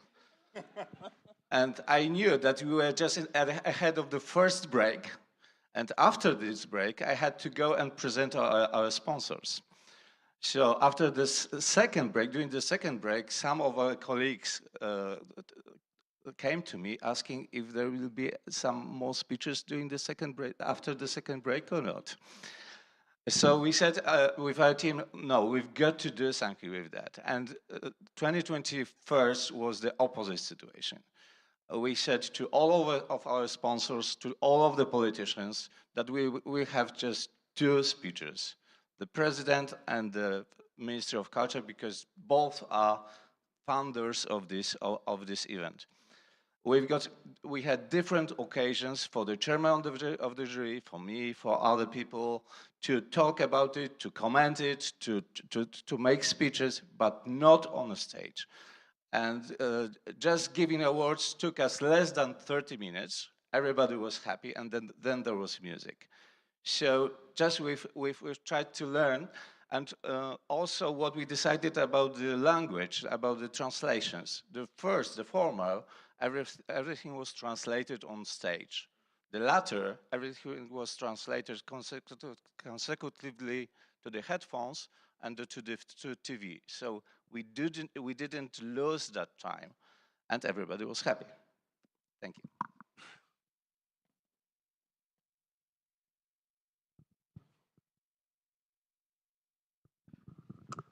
One is short advice. I remember you mentioning that some of the laureates didn't know what to do, didn't understand on stage what happens. I got an insight from the last 2 ceremonies that sometimes the audio monitor on stage is not loud enough, and no one on stage can understand what happens. the audience hears everything, but the people on stage, even when they announce your name as a winner, you don't hear it. So you don't get up to get your prize. So that's true. Make sure that you have a good monitor and the volume is appropriate. Yeah, I think we are running out of time. One last advice from my side. This time on behalf of the Busoni Piano Competition, maybe we have the shortest award ceremony of all the members, because there's a big difference if you are live broadcasted or if you have not this kind of audience following you. No TV channel will stay with you if you have their ceremony of 1 hour and the jury before 1 hour sitting and doing a meditation or something like this. So we cut this in pieces. The jury already the day before of the last final round decided about all special awards and the 6th and 5th and 4th. So we have enough time to prepare all this, and we start the final round in the evening with all the audience already seated, with short video statements by the sponsors, because a big problem is also sponsors sometimes are totally out of control and are talking very long and a lot of things that nobody's interested in.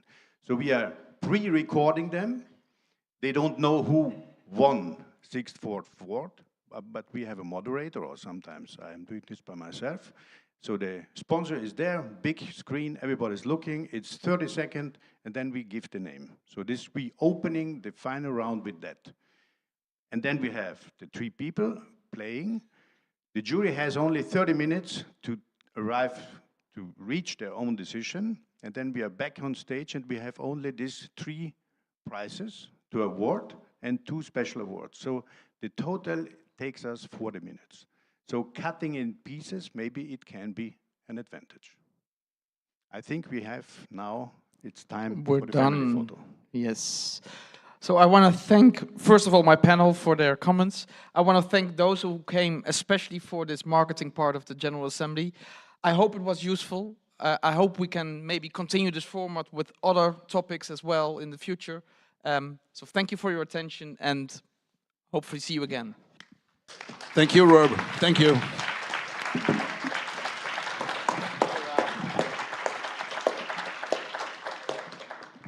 We will now be taking the family picture, so if you would all please come out right here to the garden in front of the lobby. If we can do this quickly, it would be very much appreciated. We'll be finished in a few minutes.